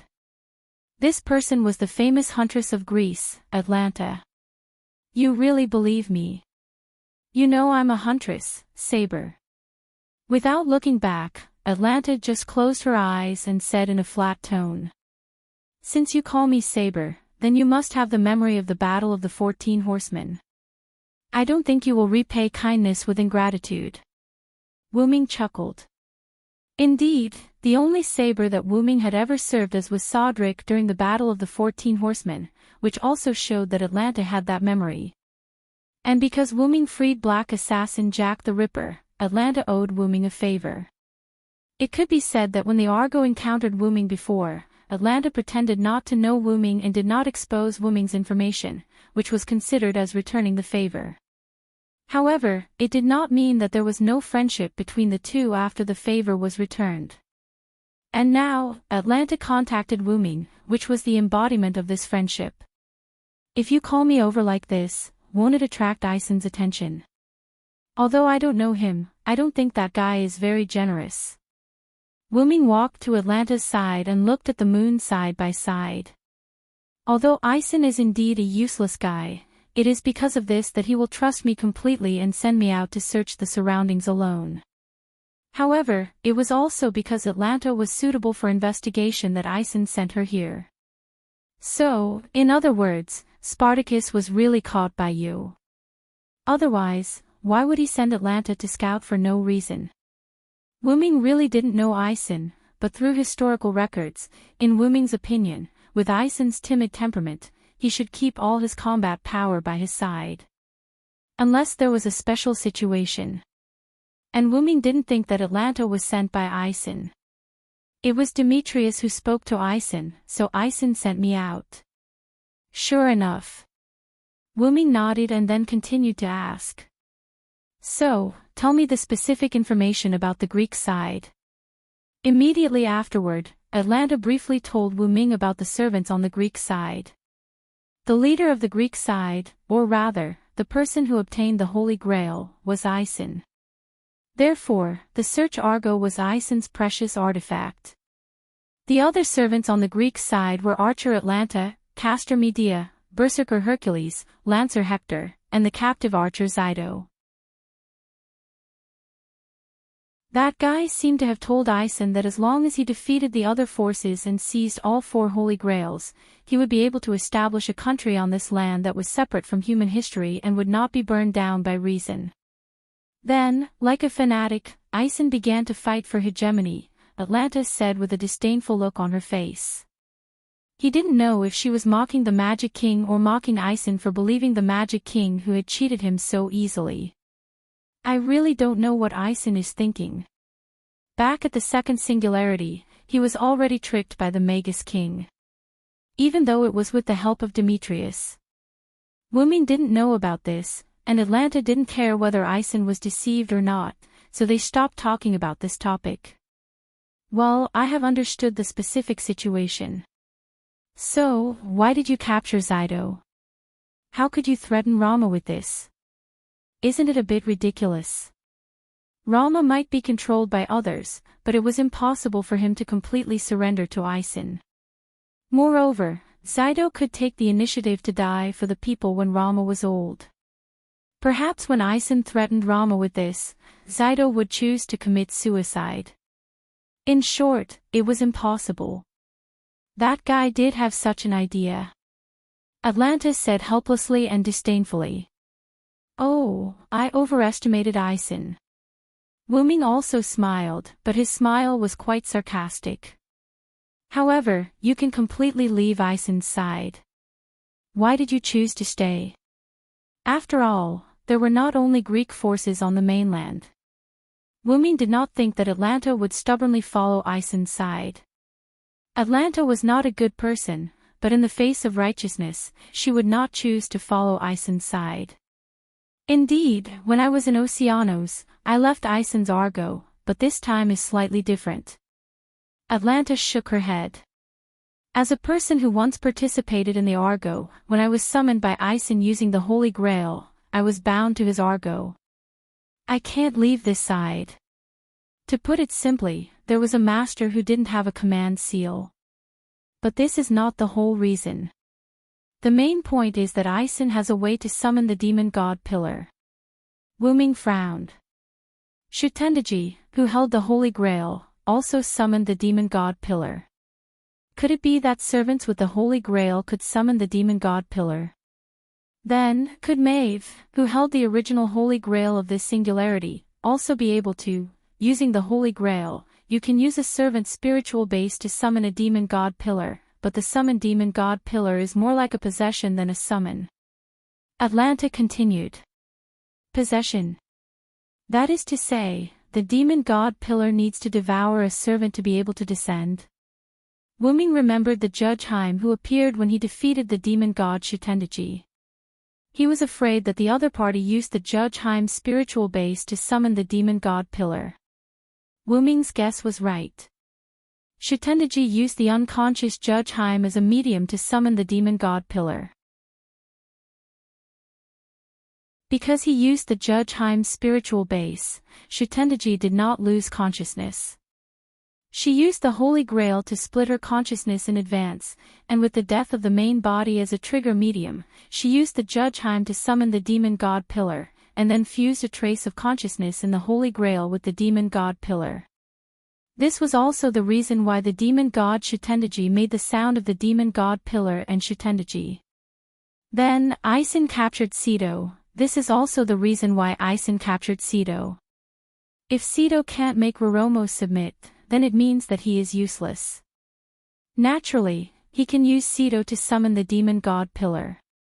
Atlanta's eyes were evil, as if she was ashamed to be in the same force as Aisin. This is the most important reason why I didn't break away from the Greek forces.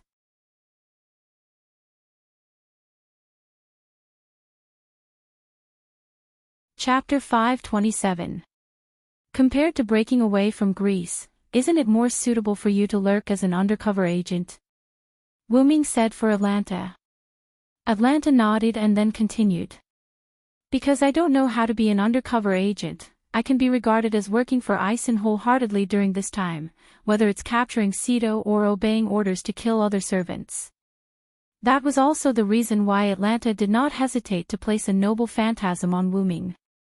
Since the Argo was destroyed by your shot, Aisin has been keeping the Argo in Chicago for the past few days and embedded the Holy Grail in it. With Demetrius' help, the Argo has become a grade A+ noble phantasm. It's more than enough to withstand the attack of a great and noble phantasm. Wuming smiled when he heard this. He was afraid that Aisin was frightened by Wuming's shot, so he installed the Holy Grail directly on the Argo. However, because the Holy Grail was transferred from Chicago to the Argo, the Dragonteeth soldiers could not be automatically mass-produced. These days, the Dragonteeth soldiers were made by Demetrius herself.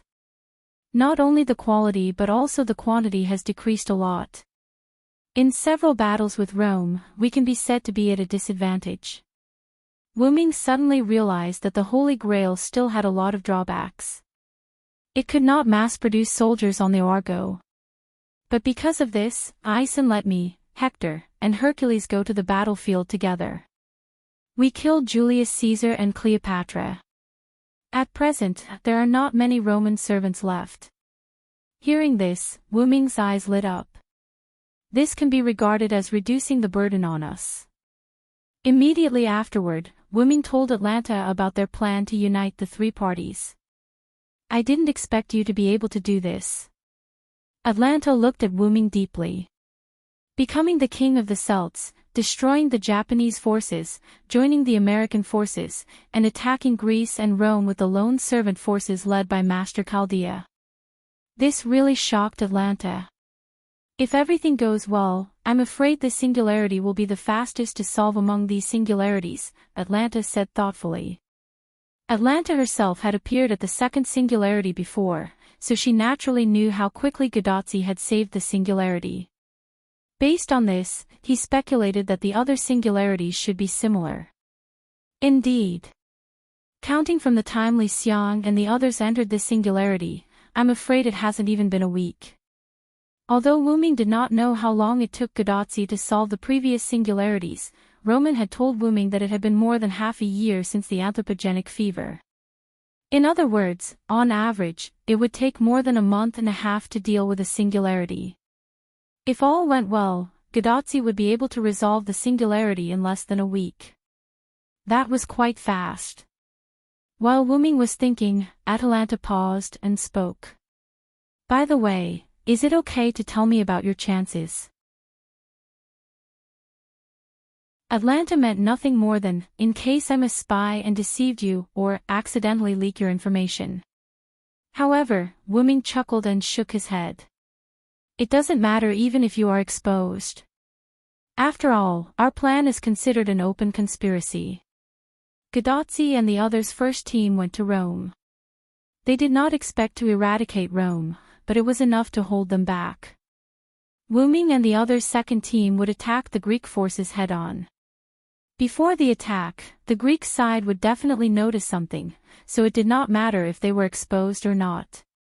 What's more, I don't think Atlanta is that kind of person. I believe that Atlanta, who loves children, no matter how her appearance changes, her inner heart is incomparably beautiful. With that said, Wuming reached out and touched Atlanta's beast ears.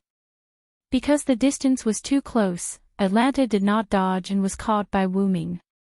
Ha, ha. Atlanta was shocked and quickly jumped away. You, what are you doing, you rude guy? Atlanta blushed, hugged her beast ears, and stammered. Sorry, I've been interested in your beast ears for a long time. It was just a spur of the moment. Wuming apologized with a smile, but the hand that was still floating in the air showed that Wuming was still thinking about the touch of Atlanta's beast ears. You. Atlanta blushed, gritted her teeth, and gripped the sky bow fiercely. Ahem, I have one more thing to ask of you. Wuming coughed and became serious. And it seemed that because Wuming had left a good impression on Atlanta, such as simple teasing was not enough to completely collapse the image built in Atlanta's heart.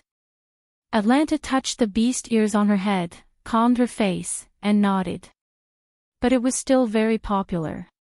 Immediately afterward, Wuming made 2 runestones on the spot in front of Atlanta, but the runes on the runestones did not look like Lune runes. Immediately afterward, Wuming handed the 2 runestones to Atlanta. Hide these 2 runestones close to your body. Don't let Demetrius, the god magician, find them. After all, Konigami magicians weren't the same as those weak magicians of modern times.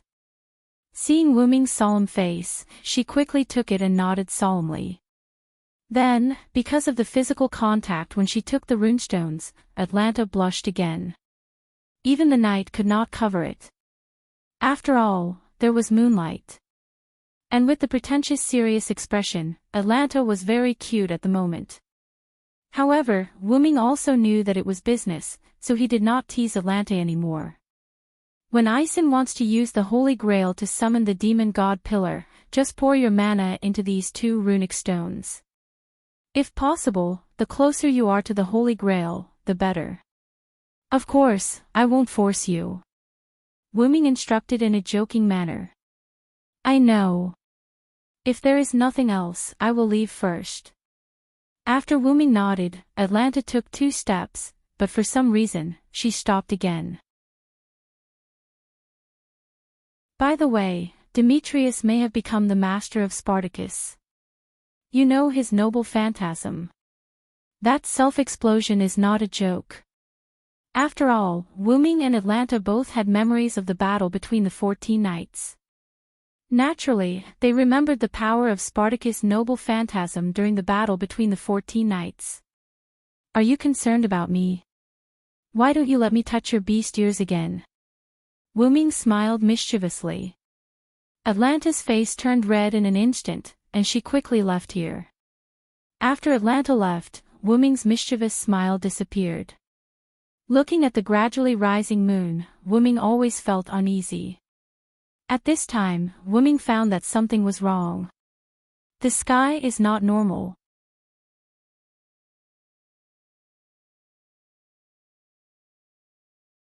Chapter 528. People said that waiting was the longest, but it was not the case for the servants.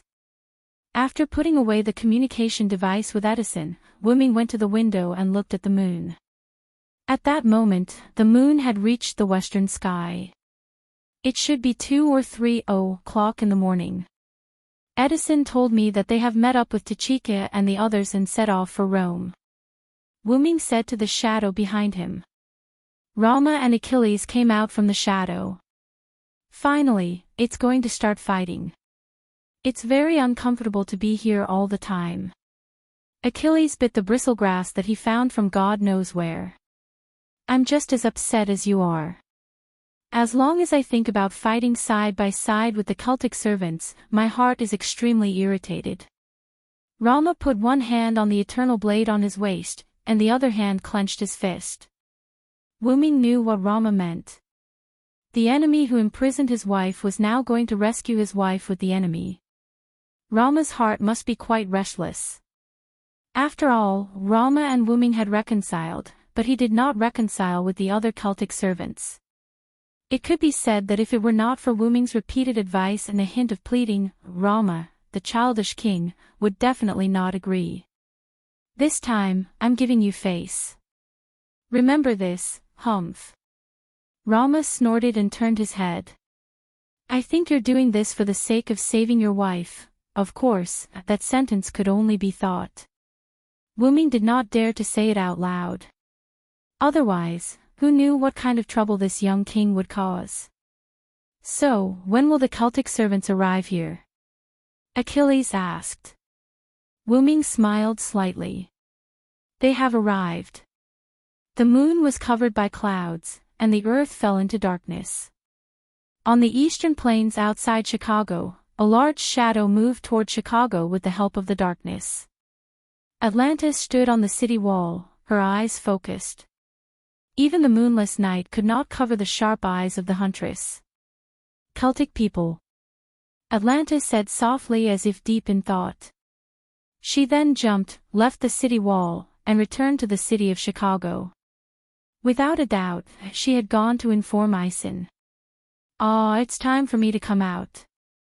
Defending the city is my specialty. After Atlanta left, a middle-aged man carrying a javelin that was much longer than an ordinary javelin walked to the city wall. Gradually, a gust of wind blew, and the dark clouds in the sky that were blocking the moon were blown away. The moonlight illuminated the land. Countless soldiers with the same face advanced towards the city of Chicago in an orderly manner. Even Hector couldn't tell how many soldiers they had. The only two things that stood out from the rest were the three servants with weapons in their hands at the front of the army and the luxurious ox cart pulled by two divine bulls in the middle of the army. I didn't expect Queen Maeve to personally come to the battlefield. Hector scratched the back of his head, seemingly feeling helpless about the situation. Even though Greece had always been at war with Rome, it did not mean that they had never fought with the Celts. In fact, what Wuming didn't know was that whether it was the Celts, Greeks, or Romans, they had killed or injured each other. However, because it was only a battle between a single servant, the information was not circulated. Of course, from a general point of view, some information that was not so secret was still known. For example, the leader of the Celts was Maeve, because she never deliberately hid herself and even publicized it. Therefore, Hector concluded that Maeve must be sitting in the luxurious ox cart. For a woman like Maeve who thought highly of herself, it was natural for her to do such a thing. Of course, Hector didn't know Wuming's information. Not to mention that Wuming was summoned less than a week ago, Maeve didn't deliberately publicize it. Of course, this was Wuming's idea. Then those two spearmen must be Celtic warriors. How valiant. They didn't let a single dragon fangs go and quickly ambushed here. I wouldn't do something like that.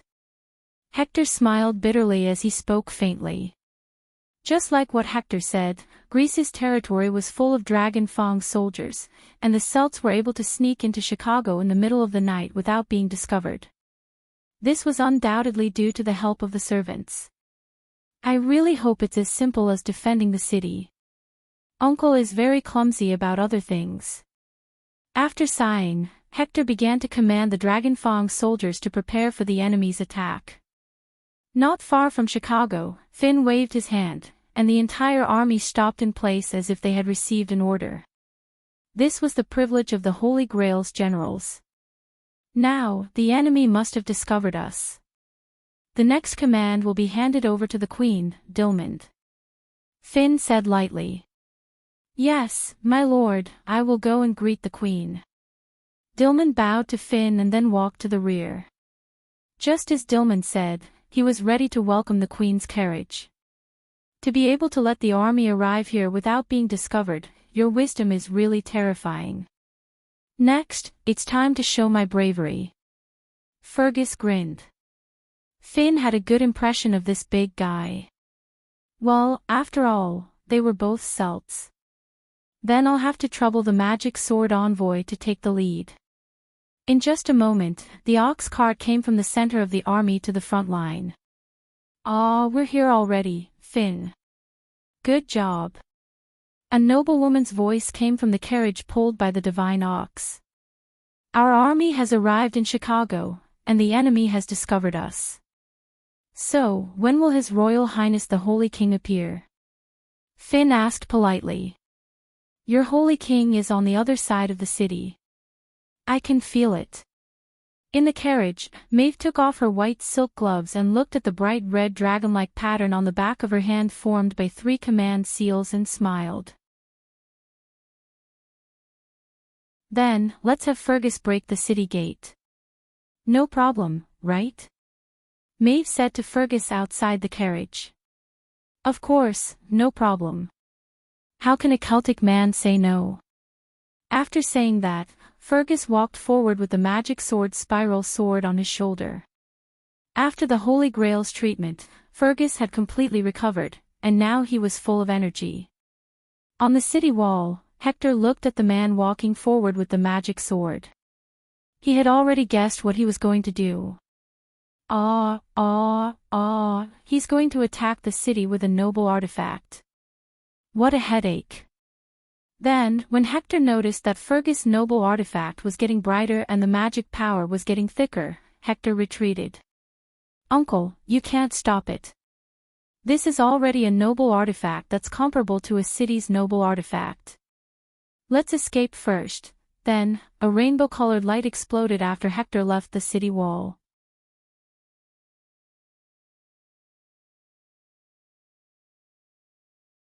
Chapter 529.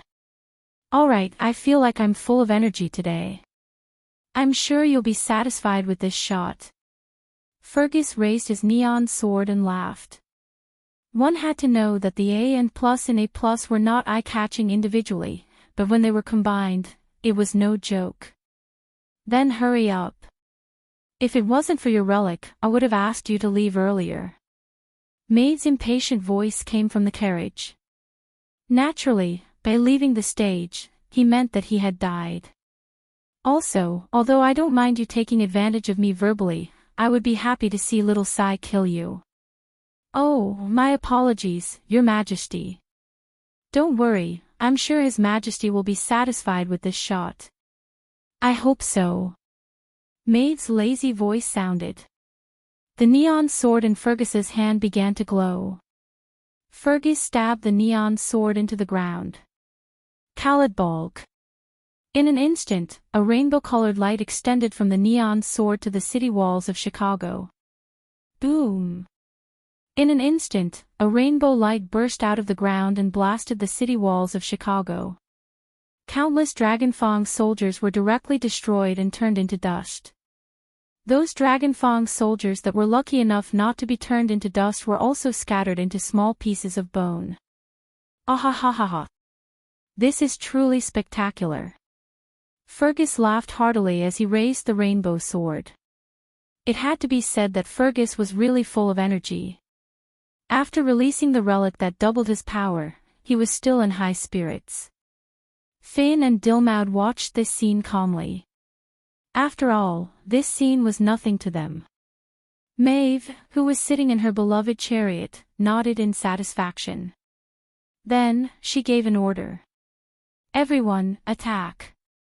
At this moment, an irrational roar was heard. Asterisk asterisk asterisk asterisk asterisk asterisk asterisk asterisk.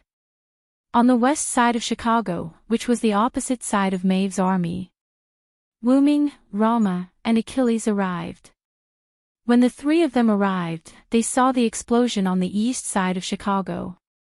That's the demonic sword envoy's precious artifact, Rama said. The person who understands a person the best is not his friend, but his opponent. Back then, Rama had fought Fergus to the death for the sake of Cedo. Naturally, he knew about Fergus' noble artifact. That should be the case. Fergus' noble artifact was still vivid in Rama's mind. To be honest, I originally wanted to ban that guy directly. At this moment, Wuming spoke. Both Rama and Achilles looked over. If there are no restrictions, he will do as he pleases. For a king, this kind of teammate is very annoying. Wuming smiled coldly. At this moment, Rama and Achilles finally felt the pressure brought about by Wuming. No matter how kind this guy was, he was still a berserker. No matter how close he was to the people, he was still a king. All in all, Wuming was not a kind man. He would not hesitate to do things that would bring him enough benefits. However, Wuming still had his own bottom line. As the origin dragon, Wuming would definitely become 10,000 times more noble than Gaia Alea in the future. He was destined to never be the same as an ordinary person, which was why he treated everything with reason. That was why people often said that the heavens were heartless. Moreover, have you ever seen Wuming hesitate or worry when he killed someone? Although it was a pity, why would a human feel sad when he crushed an ant to death? That was the reality. Take Nazalik for example. The people in it were all demons. If it was not for Wuming deliberately suppressing them, they would have been destroyed. However, Wuming would still not do anything to them. Firstly, they were Wuming's subordinates. Wuming had mistakenly entered and became the supreme king. Therefore, he had to be responsible. Secondly, if there was good, there would be evil. Wuming would not purposely punish the evil. Cough cough. However, if they provoked Wuming, Wuming would not mind getting rid of the weeds. Just like Darius who wanted to capture Mayu. Other than that, Wuming was more fond of humans. Because Wuming was just adopted by humans, he was a human for a period of time. Therefore, he was more fond of humans. Especially those who were considered good by Wuming. If he had the ability, Wuming would definitely help. Rick was a good example. Wuming specially went to Rick's world and helped the humans to turn the situation around. If possible, Wuming still liked to stay with humans. Because the possibilities and emotions of humans made Wuming very happy. And Wuming wanted to kill Fergus.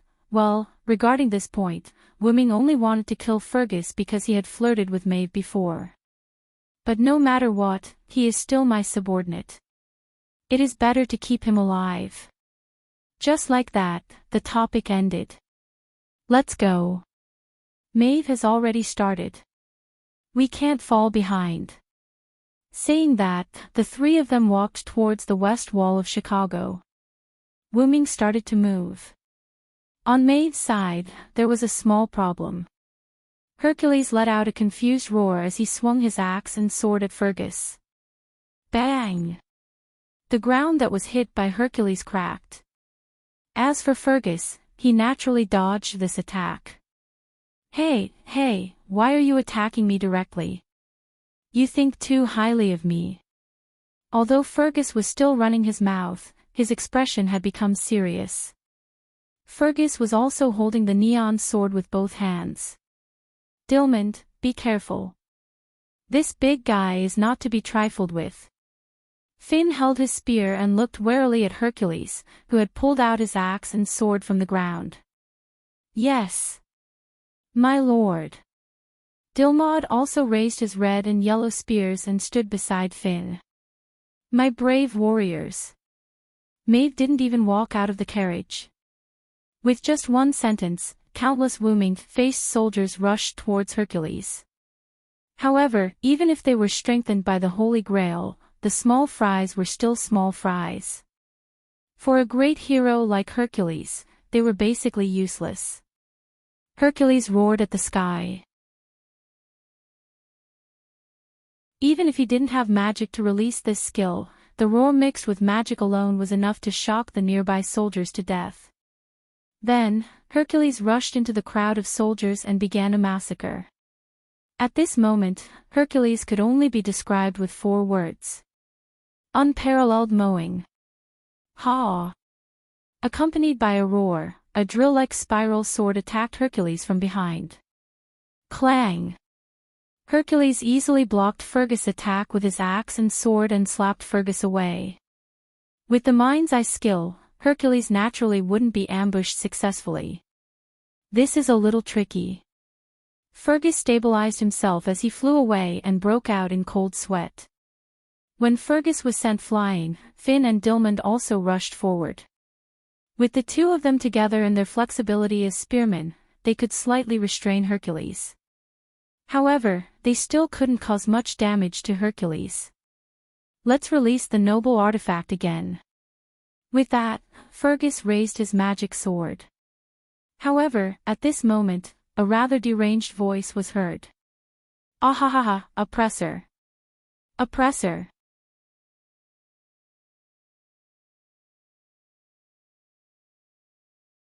Chapter 530. In the west of Chicago, because Maeve was attracting attention in the east of Chicago, Wooming's side was relatively smooth. Achilles stopped his chariot, and the 3 immortal horses that pulled the chariot snorted. On the city wall, there was no one, all of them were Dragon Fang soldiers.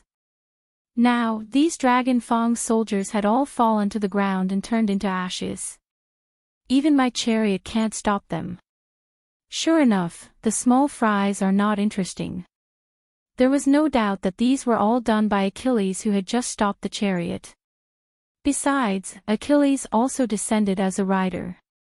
Achilles' chariot was still too strong for these Dragon Fang soldiers, or rather, the Dragon Fang soldiers were too weak. What's more, these Dragon Fang soldiers were likely to be made by Demetrius, not the enhanced version of the Dragon Fang soldiers mass-produced by the Holy Grail. Immediately afterward, Wooming and Rama got off the chariot. The 2 finally experienced the thrill of racing an ancient chariot. At this time, an arrow emitting turquoise magic power shot over. Bang! Rama held the indestructible blade and deflected the arrow with A-level strength. The 3 of them looked at the roof of the house not far away, and Atalanta was aiming her bow here. That is... Big sister. Achilles' expression darkened.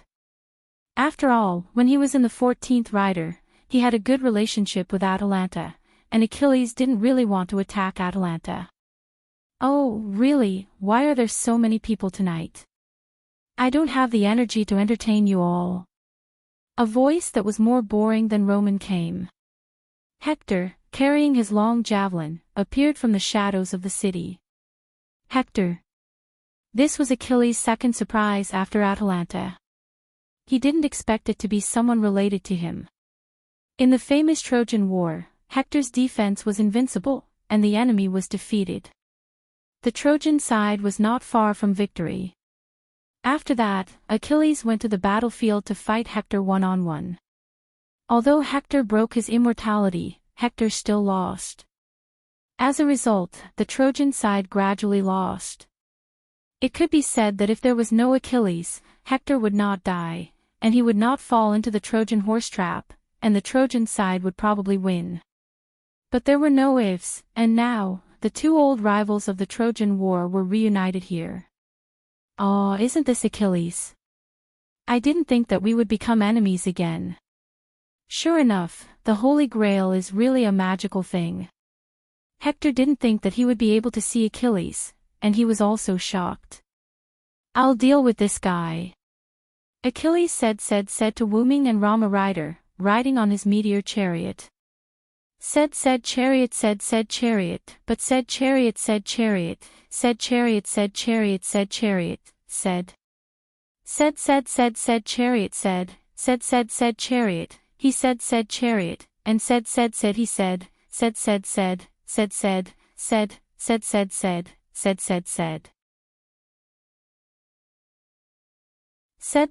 although said.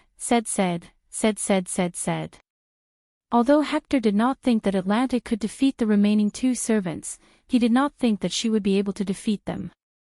In Hector's opinion, the remaining two servants were not weaker than Achilles. However, Archer Atlanta just nodded indifferently and did not say anything. After Hector left, Rama pointed the undying blade at Atlanta. "Then, let me deal with this archer," Romo said confidently. Wuming knew that after the mana crystal healed Rama, a huge amount of mana was still stored in Rama's body. Just like how Fergus had an excess of energy after being healed by the Holy Grail, Rama was the same now. Then, under Rama's eager expression, Atlanta put down the bow. "Sarant, Ison is preparing to escape." Then, two gasps of surprise came from Wuming and Romo. "Ha! Sigh." The southern city of the Missouri River Valley, Alexandria, camp of the Roman forces. Romulus looked at the Roman soldiers who were fighting against the incoming mechanical troops with a serious face and did not say anything. "Lord God." A blonde girl in a white wedding dress walked to Romulus' side. "It seems that the masters of Chaldea have joined forces with the native forces of the United States. Very good, in this way, Rome, will be protected." Romulus nodded and said excitedly. However, Nero did not understand what his god was talking about. "My sons, Caesar, Caligula, have left. Now, all of our servants, Rome, have left." Romulus said to the pure bride. "Who asked Rome to summon emperors this time? How mysterious would the emperors be? It was expected that they would leave. I will protect Rome until I die." The girl said to the god ancestor in a tone of farewell. "My son, if I, Rome, also leave, then destroy the Holy Grail." Romulus said. "But, God, isn't that the existence that is suppressing her? If we destroy the Holy Grail, won't she be released?" The girl said worriedly. "Compared to becoming the demon god pillar, Rome, think that we should choose to release her." As he said that, Romulus put his hand on the girl's head. "If Rome, is gone, there is no need to stop her. Moreover, she is also on our side, my son Nero." "I understand, Lord God." Then, they realized that instead of attacking, the mechanical troops seemed to be trapping them here. "It seems that something we don't know has happened, my son." "My son, welcome them in." In the west of Chicago, the battle between Achilles and Hector caused a lot of magic to explode. It was as bright as the light in the night. However, Wuming and Romulus did not pay attention to that. "In short, that archer is actually on our side." Romulus looked at Atlanta, who left, and asked Wuming rather unhappily. He wanted to fight for a long time. In the end, he finally met an enemy that he thought he could fight, but it turned out to be a spy on his side. In short, it's a good thing to subdue the enemy without fighting. Wuming smiled and patted Romulus on the shoulder, indicating that he was more open-minded. "Of course, I understand that," Romulus said unhappily. "Then, next, we need to wait, right?" Wuming walked to the edge of the city wall and said jokingly. "We can also watch Achilles fight Hector to relieve our boredom." Wuming showed a mischievous smile.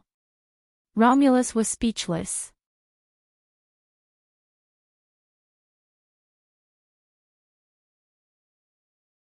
Chapter 531. Ahahaha. Oppressor. Spartacus laughed wildly and used his seemingly ordinary iron sword to madly charge into the crowd of soldiers. At this moment, Maeve had already retreated to the back of the soldiers, or it should be said that the soldiers were constantly moving forward. Maeve, who hadn't moved, fell behind the soldiers. If one paid close attention, they would discover that Spartacus was advancing towards Maeve. If Wuming was here, it wouldn't be strange. After all, Spartacus liked to attack the so-called oppressors that he spoke of the most. In other words, it was normal for him to attack Maeve. "I can't let you pass, Berserker." At this moment, a tall man with a spiral sword stood in front of Spartacus. It was Fergus, who had been sent flying by Hercules. Because Finn and Dilmund had gone to restrain Hercules, Fergus was the only one facing this mad dog. Why didn't Maeve make a move? If the Emperor had to make a move, then what was the use of a general? "Are you also an oppressor?" "Ahahaha, oppressor, give me more oppression." Spartacus laughed loudly, no longer caring about the other soldiers, and charged towards Fergus. Although it was very short, Fergus had been a king before, so it wasn't strange that he could attract Fergus' attention. Clank! The magic sword and the ordinary iron sword collided, producing an ear-piercing sound. It was hard to imagine that Spartacus's ordinary iron sword could not break after colliding with the magic sword. Ahahaha! Ahahaha! Spartacus was like a mad dog as he punched Fergus without any pattern. Fergus was a Celtic warrior, a member of the Red Branch Knights, and also wielded a magic sword. Naturally, he wouldn't be at a disadvantage in a fight against the leader of the rebels, Spartacus. If one only looked at his appearance, Spartacus was about to be killed by Fergus. However, Fergus discovered that even if Spartacus' body was seriously injured, this berserker was getting more spirited as he fought. No, it should be said that, the more injured he gets, the more spirited he gets. TSK, I hate this kind of guy with super high durability. Fergus was rather unhappy. Spartacus' body was already injured. His right arm was almost detached from his body, and there was a big hole in his abdomen and heart by the neon sword. There were many half-meter-long wounds on his body, and even half of his head was smashed in. The wounds on Spartacus' head and heart were the wounds. When Fergus saw that Spartacus was getting more spirited, he directly attacked these two places. However, Fergus didn't affect Spartacus. Fergus even noticed that Spartacus's wounds were healing, and Spartacus mutated. Spartacus, whose body had begun to change, gradually blocked Fergus' attacks and began to counterattack. Berserker, can't be killed, Fergus was. Fergus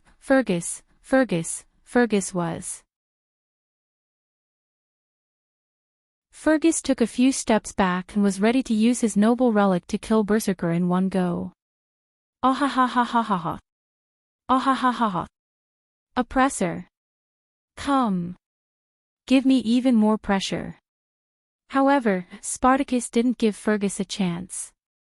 He was really like a mad dog, entangling with Fergus.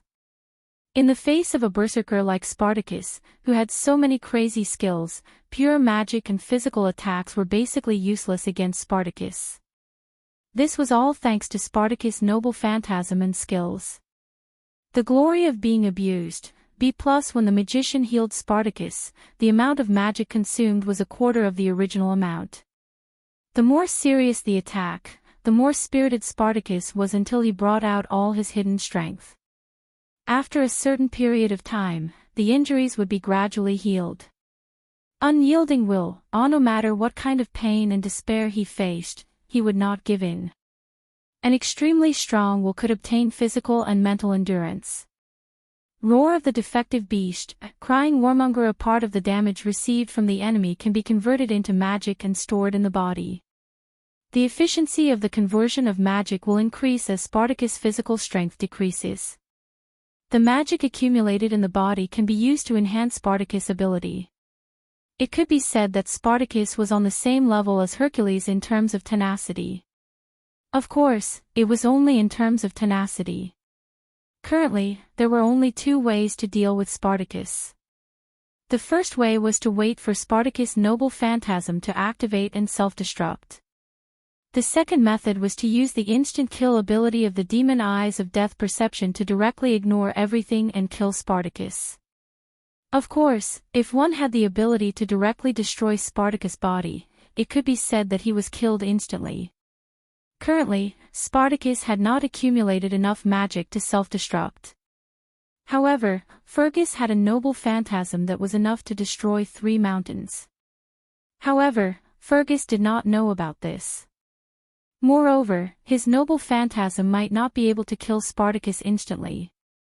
Fergus wanted to release his noble phantasm, but at the moment, Fergus was trapped by Spartacus, who was changing rapidly. In terms of attributes, other than Spartacus' durability being higher than Fergus, the rest of Spartacus' ability points were either the same or lower than Fergus. Coincidentally, Spartacus' agility was 2 levels lower than Fergus. Fergus also discovered this in the following battle with Spartacus. Therefore, after a few rounds of fighting with Spartacus, he used his skills to trip Spartacus and get behind him. Then, he took the opportunity to distance himself from Spartacus. Ha! Oppressor! Spartacus got up from the ground and shook his head. He then found Fergus, who was not far behind him. Then, Spartacus excitedly raised his iron sword and rushed towards Fergus. Spiral, get ready. Fergus calmly raised his neon sword as he looked at Spartacus, who was running towards him. Fergus shook his head helplessly as he looked at Spartacus, who was 5 meters tall and had accumulated mana due to his injuries. It's my misfortune to be able to meet you.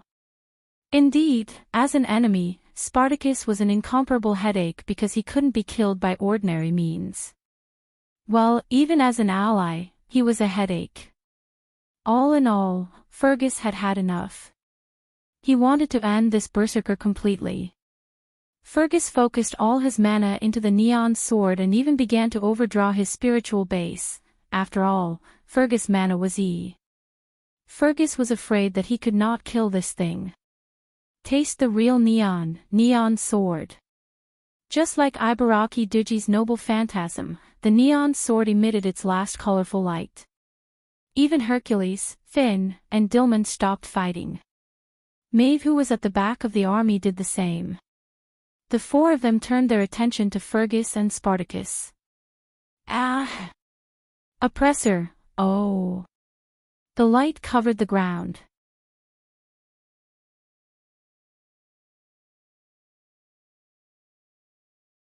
Chapter 532.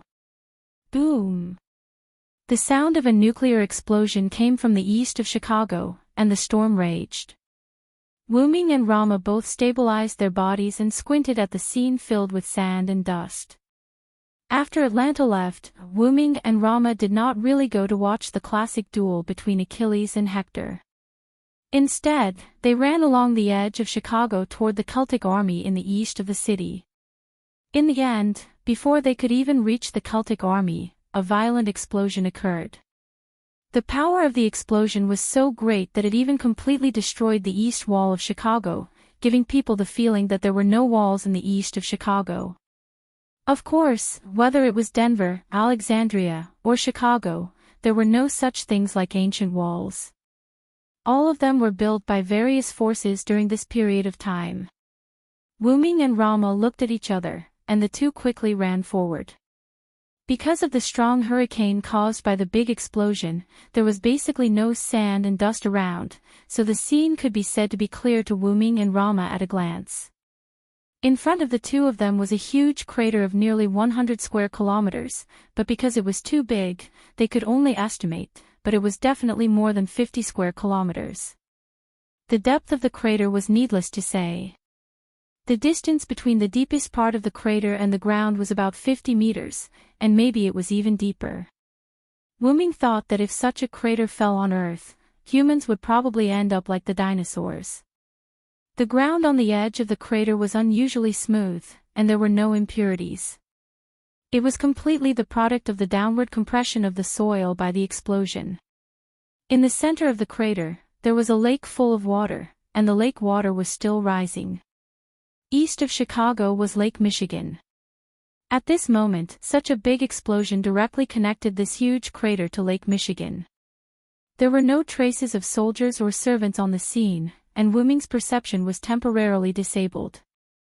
There was no doubt that the army brought by Maeve was directly blown into ashes by the explosion. As for the servants who were fighting here, they were probably in danger. Wu Ming frowned. He was a little worried about Maeve. Even if the servants were killed, they would just retreat to the martyr's palace. However, Wu Ming was still worried.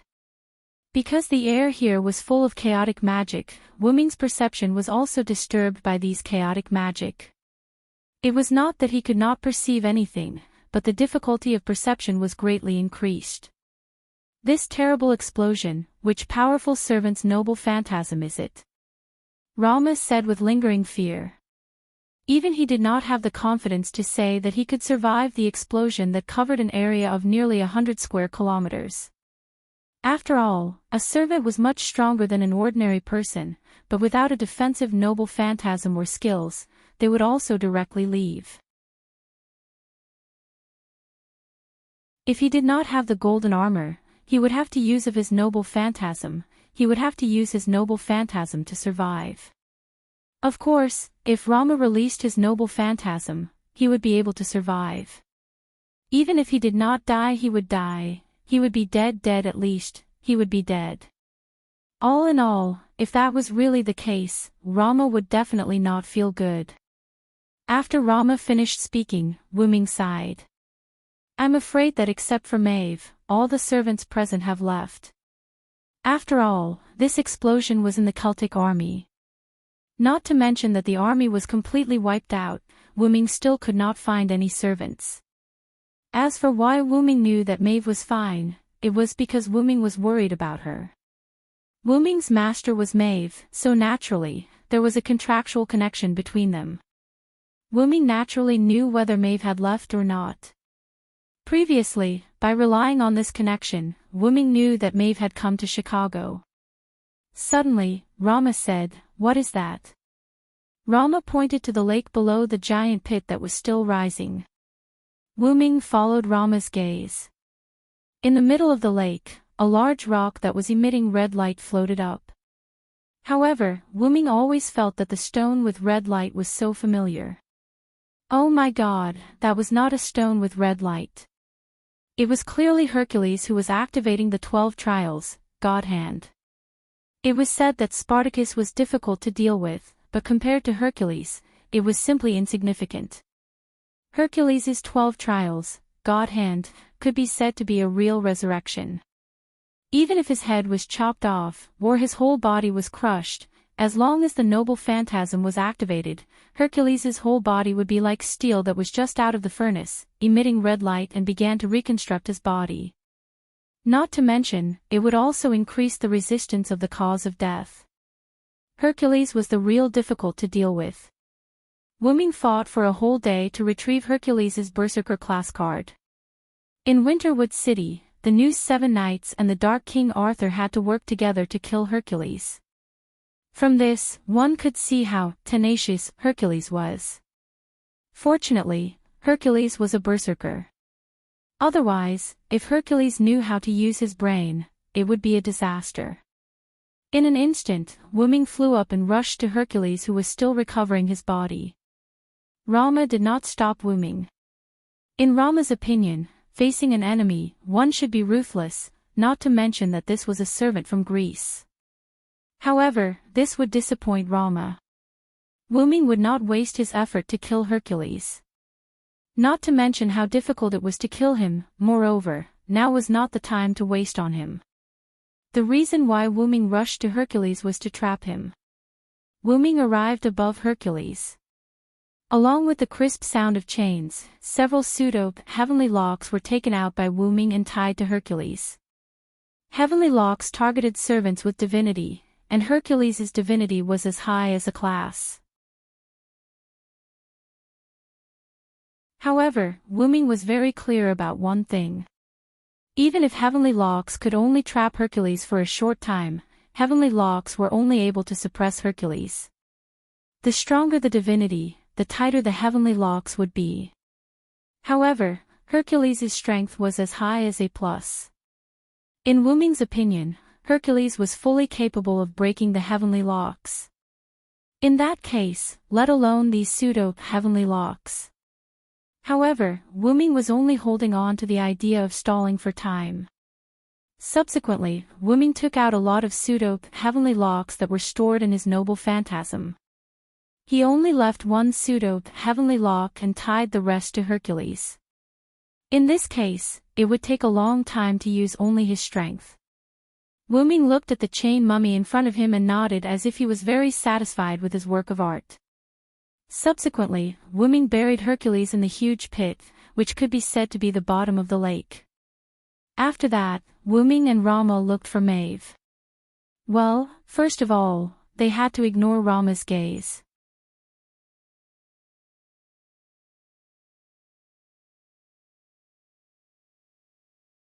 Chapter 533. Wu-Ming searched along the edge of the crater and soon found Maeve. After all, Wu-Ming could feel from the contract that Maeve was not hurt at all.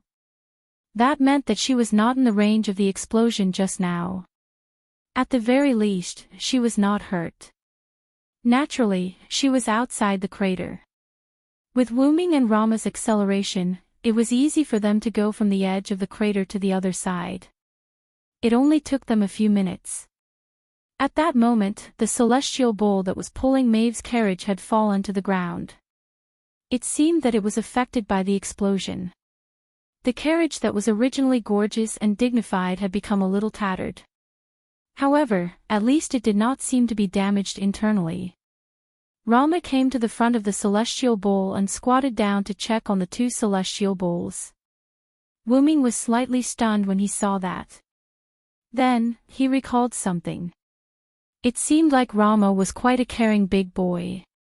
At that moment, Maeve suddenly flew out of the carriage. That's right. She flew out and landed in Wu-Ming's arms. Wu-Ming wondered how Maeve could fly into Wu-Ming's arms in a straight line. Wouldn't you fall because of gravity? Newton was about to cry. In short, Wu-Ming hugged Maeve who was flying toward him. Little sigh, you're finally here. You almost couldn't see me. Maeve looked at Wu-Ming pitifully.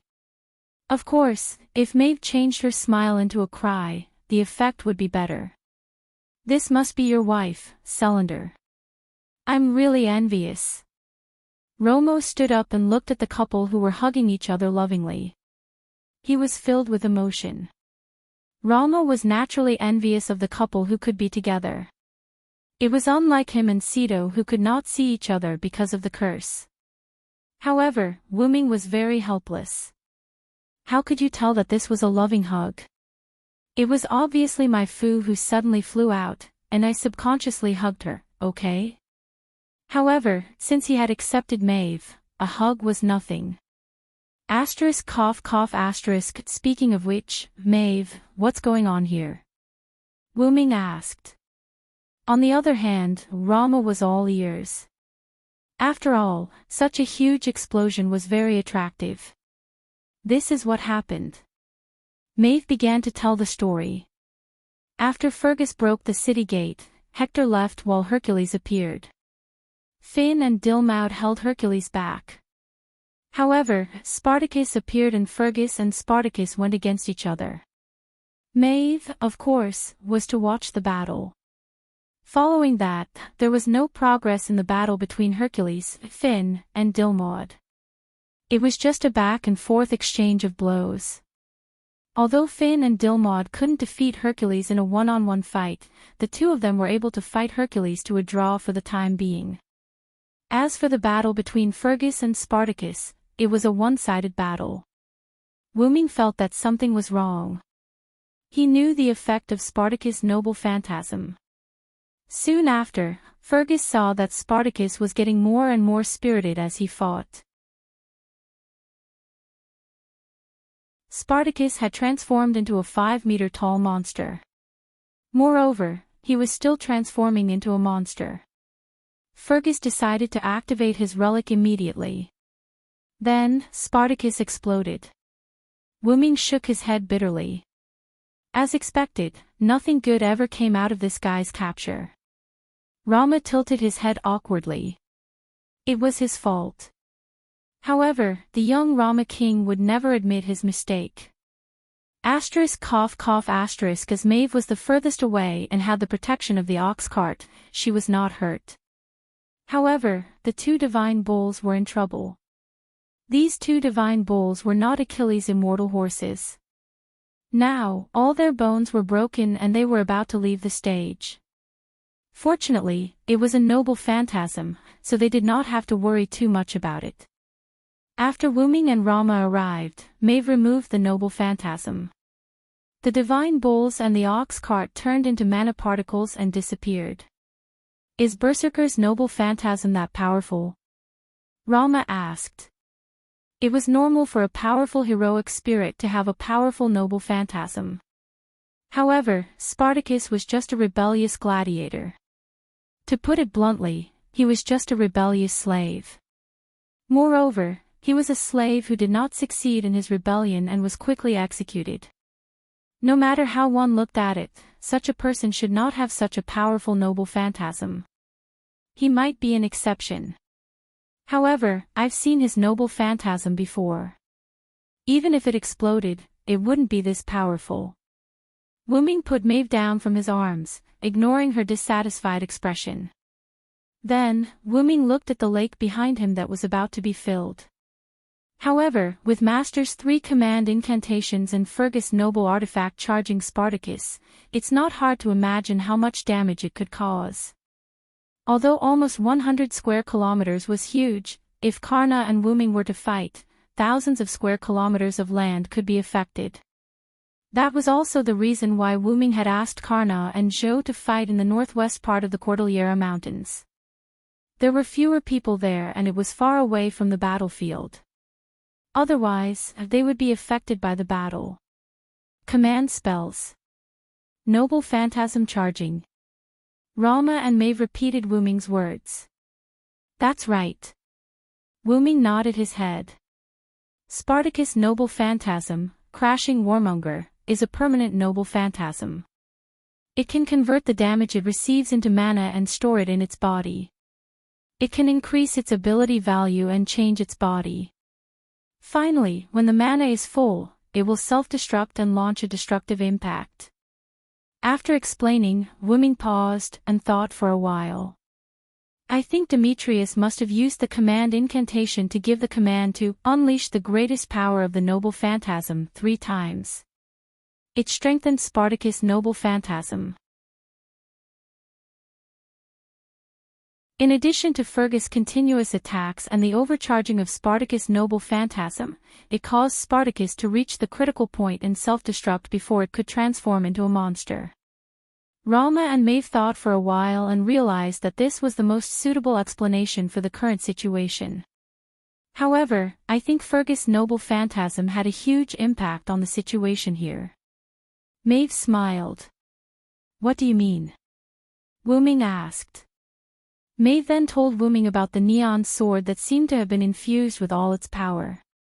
Does that mean it's the same as Ibaraki Duji? Wuming touched his chin. It seems like they've all left the battlefield.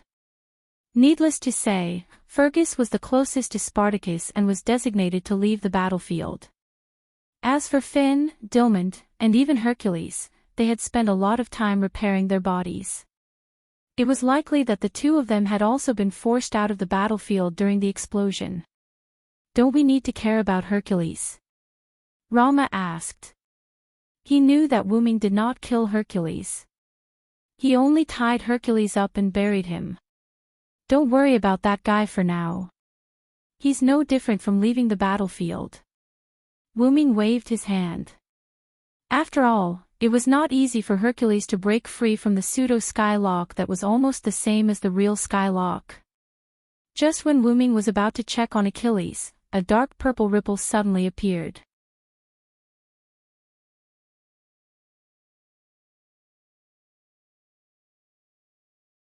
Chapter 534. The portal has been activated. Wuming was shocked. That's right, this was Wuming's portal. There's no time to explain. Come in quickly. Wuming said as he rushed into the portal. That's right, he rushed in. It was obvious how anxious Wu Ming was. Romo seemed to have thought of something and quickly rushed in as well. Maeve looked at the two of them rushing in. She blinked her eyes and walked in gracefully. Then, the portal closed. After passing through the portal and arriving on the other side, Maeve found herself in the belly of a ship. Then, a rather strange scene appeared before Maeve's eyes. Wu Ming was holding the Holy Grail in one hand and a spear in the other. He placed the spear on the neck of a yellow-haired guy whose face was pale with fright. Next to the yellow-haired guy was a girl with pinkish-purple hair. She was holding a magic wand with a nervous expression. The beast-eared girl with green hair was aiming an arrow at the girl's head. If the girl with the magic wand made any strange movements, Maeve believed that the beast-eared girl's arrow would definitely pierce through her head. Behind Wu Ming was Romo. However, at this moment, Romo was holding a girl who looked almost exactly like him. Rama's face was filled with nervousness as he kept calling out names like Cedo, Cedo. However, from the looks of it, Romo seemed to be unable to see the girl at all. He was like a blind person who could only rely on touch. However, from the looks of it, there seemed to be a problem with Romo's perception. Although on the surface, Romo could accurately touch Cedo, at this moment, Romo gave off the feeling that he was touching air. As for the girl who seemed to be called Cedo, she was already unconscious. This made my Fu daydream. If that girl was me, would Xiao Sai be as anxious as she is? This was a girl's heart. However, Wu Ming was not paying attention to Maeve at the moment and did not know what she was thinking. Wu Ming was only paying attention to the yellow-haired guy. In any case, you're someone who entered the martyr's palace. Can't you have a little backbone? With that, Wu Ming rubbed the tip of his spear on Aisen's neck. However, Wu Ming's result was Aisen's howl. Squeak squeak. Aisen's face turned pale and his hands were still trembling. Don't kill me, Aisen said in a trembling voice. Looking at Aisen in such a state, Medea, or Lily looked at Aisen with worry and disappointment. Sir Aisen, after seeing such a traitorous witch, Wu Ming finally understood why Medea, who was abandoned by Aisen, would choose to follow him again. Because Medea was in the form of a girl's dream of a girl. Wu Ming shook his head. A guy like that was not worth his time. However, Wu Ming still did not lower the tip of his spear from Aisen's neck. Then, Wu Ming turned to look at Rama. Rama, can't you sense Cedo? Wu Ming frowned. Although he had learned about the so-called curse from Rama, he did not expect the curse to be so powerful. Now, not to mention not being able to see, even the contact between the two of them, and even their own perception, had become erroneous. This curse of never being together was not just for show. He did not know how a female monkey could place such a curse on Rama and Cedo. That's right. Even if Cedo and I were to hug each other, we would not be able to see or sense each other. Rama no longer referred to himself as you. At this moment, Rama was like a person who was chasing after hope. In the end, he realized that the hope was despair. Once Cedo and I get too close, one of our powers and presence will gradually fade until they leave. Tears rolled down Rama's cheeks. As for which party would disappear, there was no doubt that it would be the weaker party. Wu Ming recalled the scene when he came back through the portal released by Atlanta. At that time, Cedo was not restrained by any chains. However, there was no guarantee that Medea's magic did not restrict her. However, even so, Cedo could not stand up at that time as if she was severely injured. At that time, Wu Ming sensed that Cedo's magic power was insufficient, or rather, it was severely lacking. At this moment, looking at the many injuries on Cedo's body, as well as the faintly discernible signs of his spirit base disappearing, how could Wu Ming not know what was going on? From being imprisoned on Alcatraz Island to this Argo, until now, Cedo had been in a state of abuse. That we did not do anything to Miss Cedo. Please. Please believe us.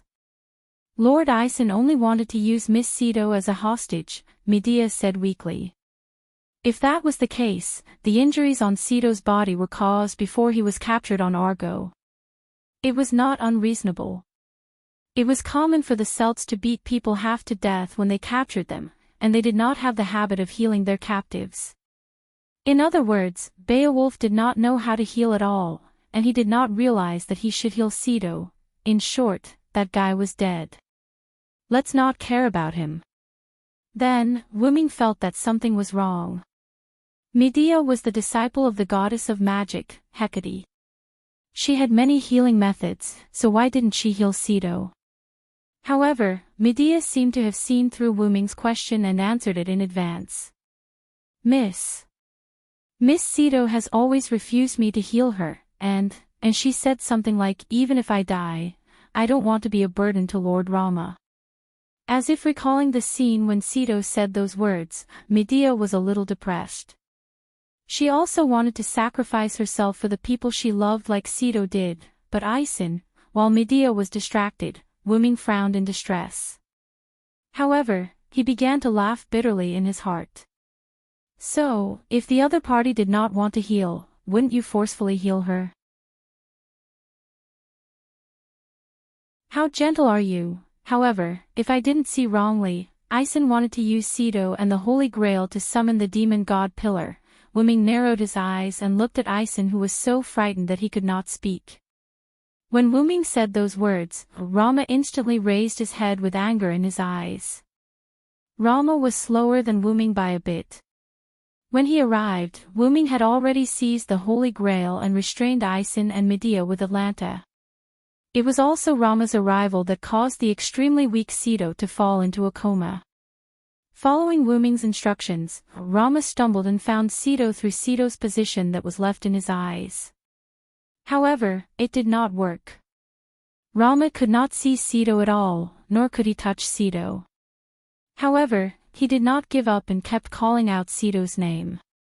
How could a man who loved his wife not be enraged when he found out that his wife had almost been used as a sacrifice? Bang!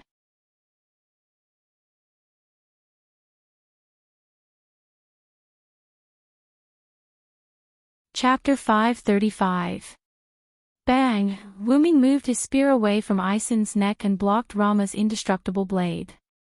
Under the blade of the indestructible blade was Ison, who was paralyzed on the ground. However, Demetrius, who made a little movement, was stopped by Atlanta's arrows. Calm down, Rama. Wuming tried to persuade Rama gently. You want me to calm down? The guy who almost turned Cedo into a demon god pillar is right in front of me.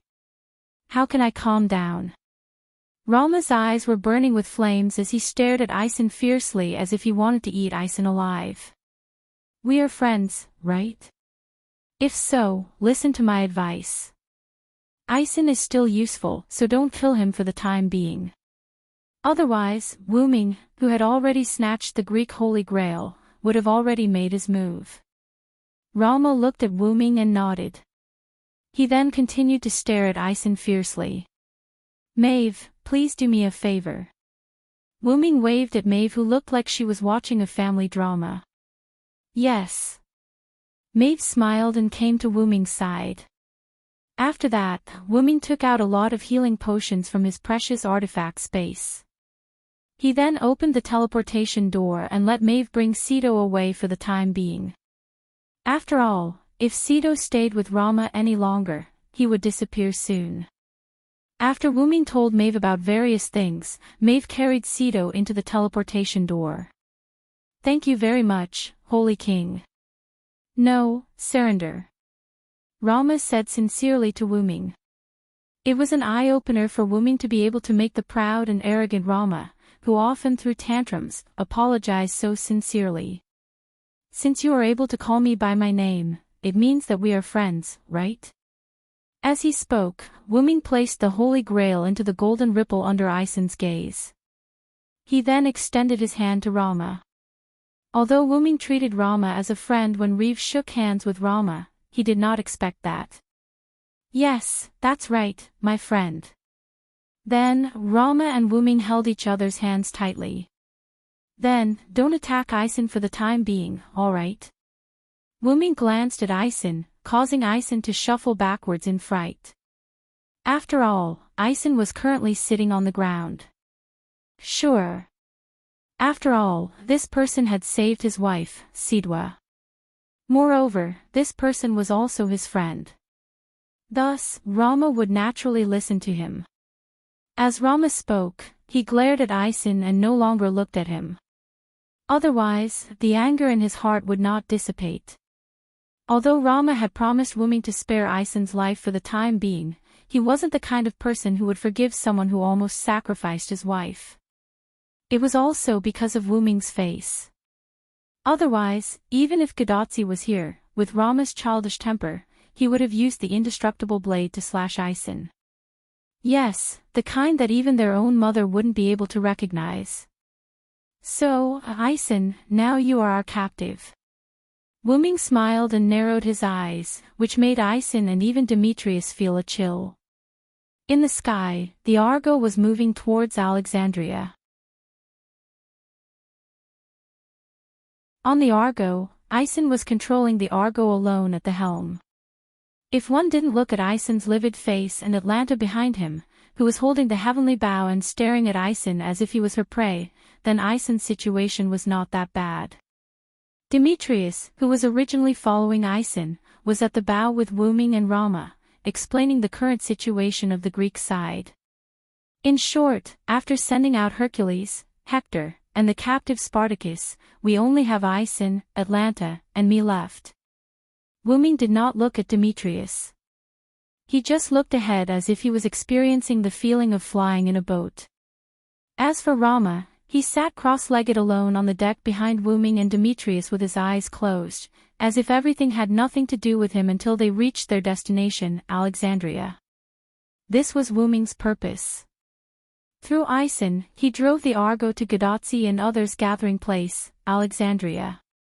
At this moment, only Rome was left on this continent, and it was now being restrained by Gadotsi and others. This time, the battle against Greece was also messed up because of Spartacus' self-destruction. Although Finn, Dilmund, and Fergus had all left the stage, Silent Noise had taken the opportunity to imprison Hercules. She had also captured Ison and Demetrius, so overall, it was still a good outcome. As for Achilles and Hector, Wuming did not disturb them, just like he did not disturb Karna and Ajo. Now, as long as he got the Holy Grail of Rome, this singularity would be over. With that in mind, Wuming let out a long sigh as he looked at the clouds in the sky. At this moment, because Wuming and Rama did not reply, Demetrius waited there. Because waiting was boring, Demetrius would look at Ison from time to time, but every time, she would turn her head away in an instant. She was very nervous. She should be afraid of being misunderstood by Wuming and Rama. However, how could Wuming and Rama not notice it? Ahem. I already know the specific situation. Wuming clenched his fist and put it on his mouth and coughed. This scared little Medea so much that she trembled and almost cried. Don't worry, I won't do anything to Ison. Wuming shook his head helplessly, trying to calm Demetrius down. But, you cast such a vicious curse on Sir Ison. As she spoke, Demetrius looked like she was about to cry. Isn't it obvious? Wuming said with a bitter smile. I don't believe that Ison will be obedient. After all, he's a hero who can leave his name in the martyr's palace. Although Ison was weak, at least he was invincible when it came to piloting a ship. It could be seen from the fact that Wuming did not feel the slightest tremor when he stood at the bow of the ship. Moreover, the existence that could be chosen by the two great restraints and dragged into the martyr's palace, regardless of whether it was a hero or an anti-hero, would definitely not be the same as ordinary people. Wuming could not be sure if Ison would betray him or do something else when Wuming and the others attacked Rome. Therefore, Wuming planted a lot of complicated rune tactics in Ison's body. Then, He told Demetrius and Ison that as long as Wuming willed it, Ison would experience what it meant to be in a living hell. Because what he said was true, Ison and Demetrius believed him. Moreover, when Wuming planted those complicated rune tactics, Demetrius was beside him. No matter how much Ison cried and howled, Ison, who was being held down by Rama, had his body implanted with those tactics in front of Demetrius, who was being watched by Atlanta. However, Wuming did not know anything about curses, nor did he study them. So, what he said was a complete lie. However, no matter who saw those extremely complicated and mysterious rune tactics, they would not doubt Wuming's words. In the eyes of others, it was an extremely vicious curse. As long as you are obedient, nothing will happen. Wuming looked at Demetrius with a smile. Demetrius could only nod helplessly. After all, they could not defeat Wuming and the others.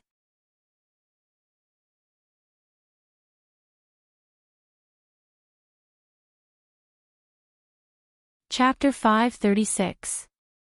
Since Rama used him as a laborer, Ison's sailing speed was still very fast. Wuming estimated that it would only take about 10 minutes to reach Alexandria. That. Demetrius, who had been staying beside Wuming, spoke hesitantly. What's wrong? Wuming looked at Demetrius and asked. Just tell me what you want to know. There's no need to beat around the bush. After that, Demetrius took a deep breath and asked the question.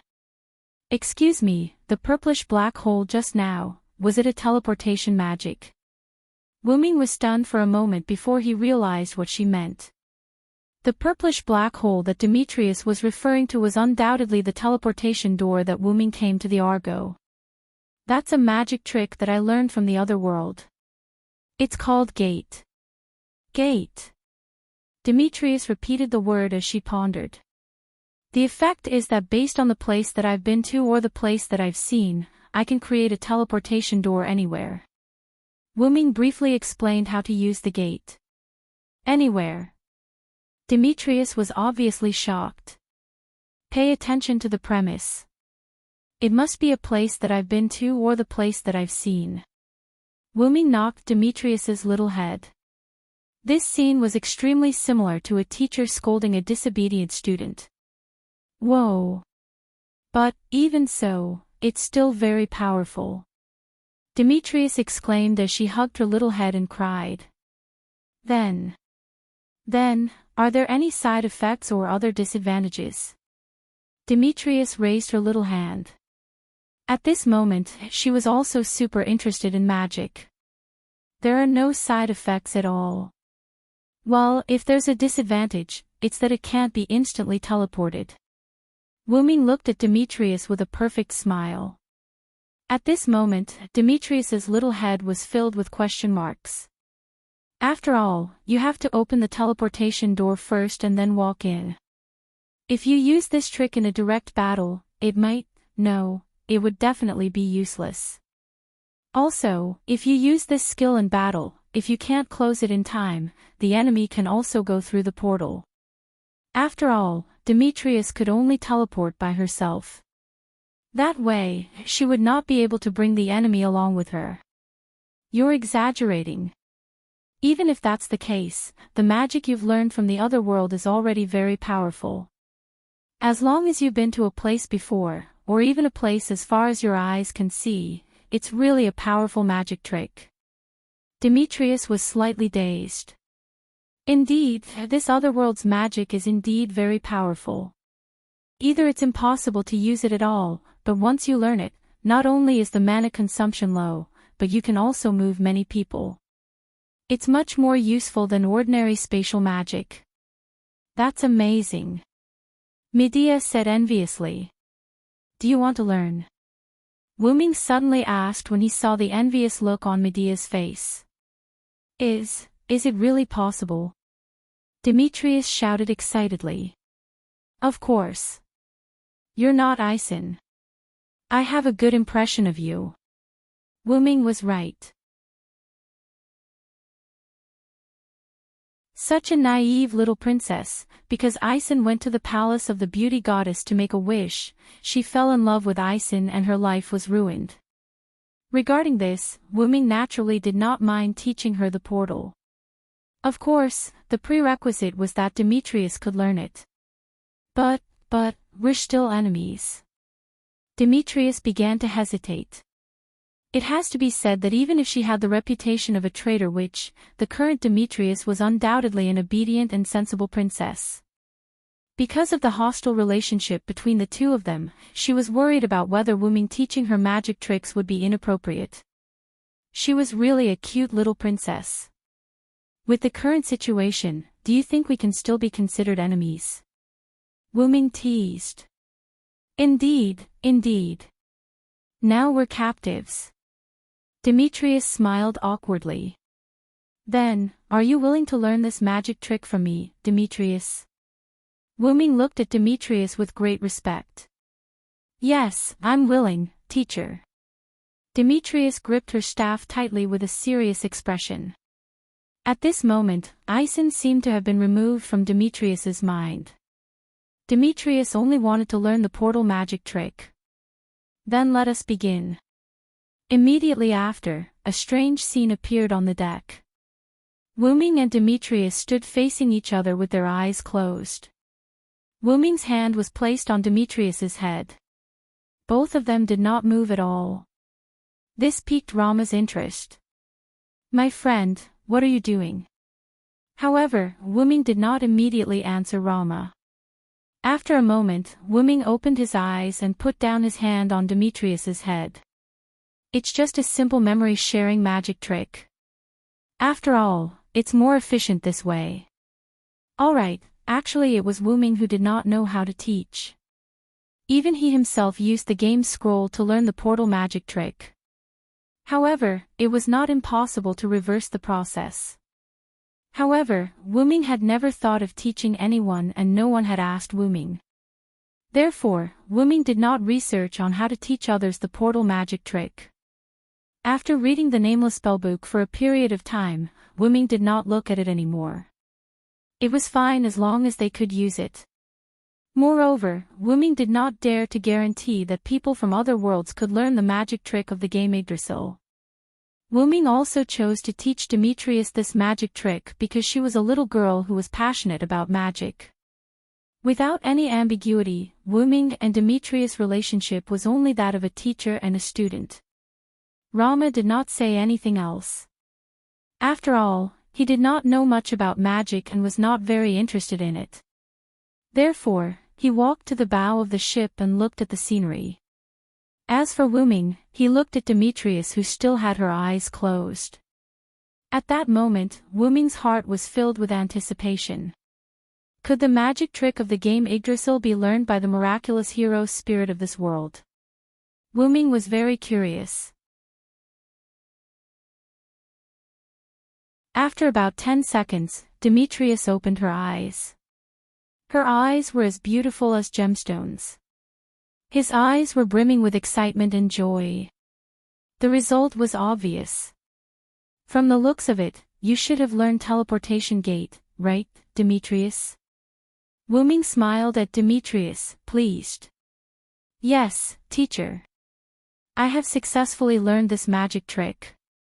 Demetrius shouted excitedly like a small animal. Thank you very much, teacher.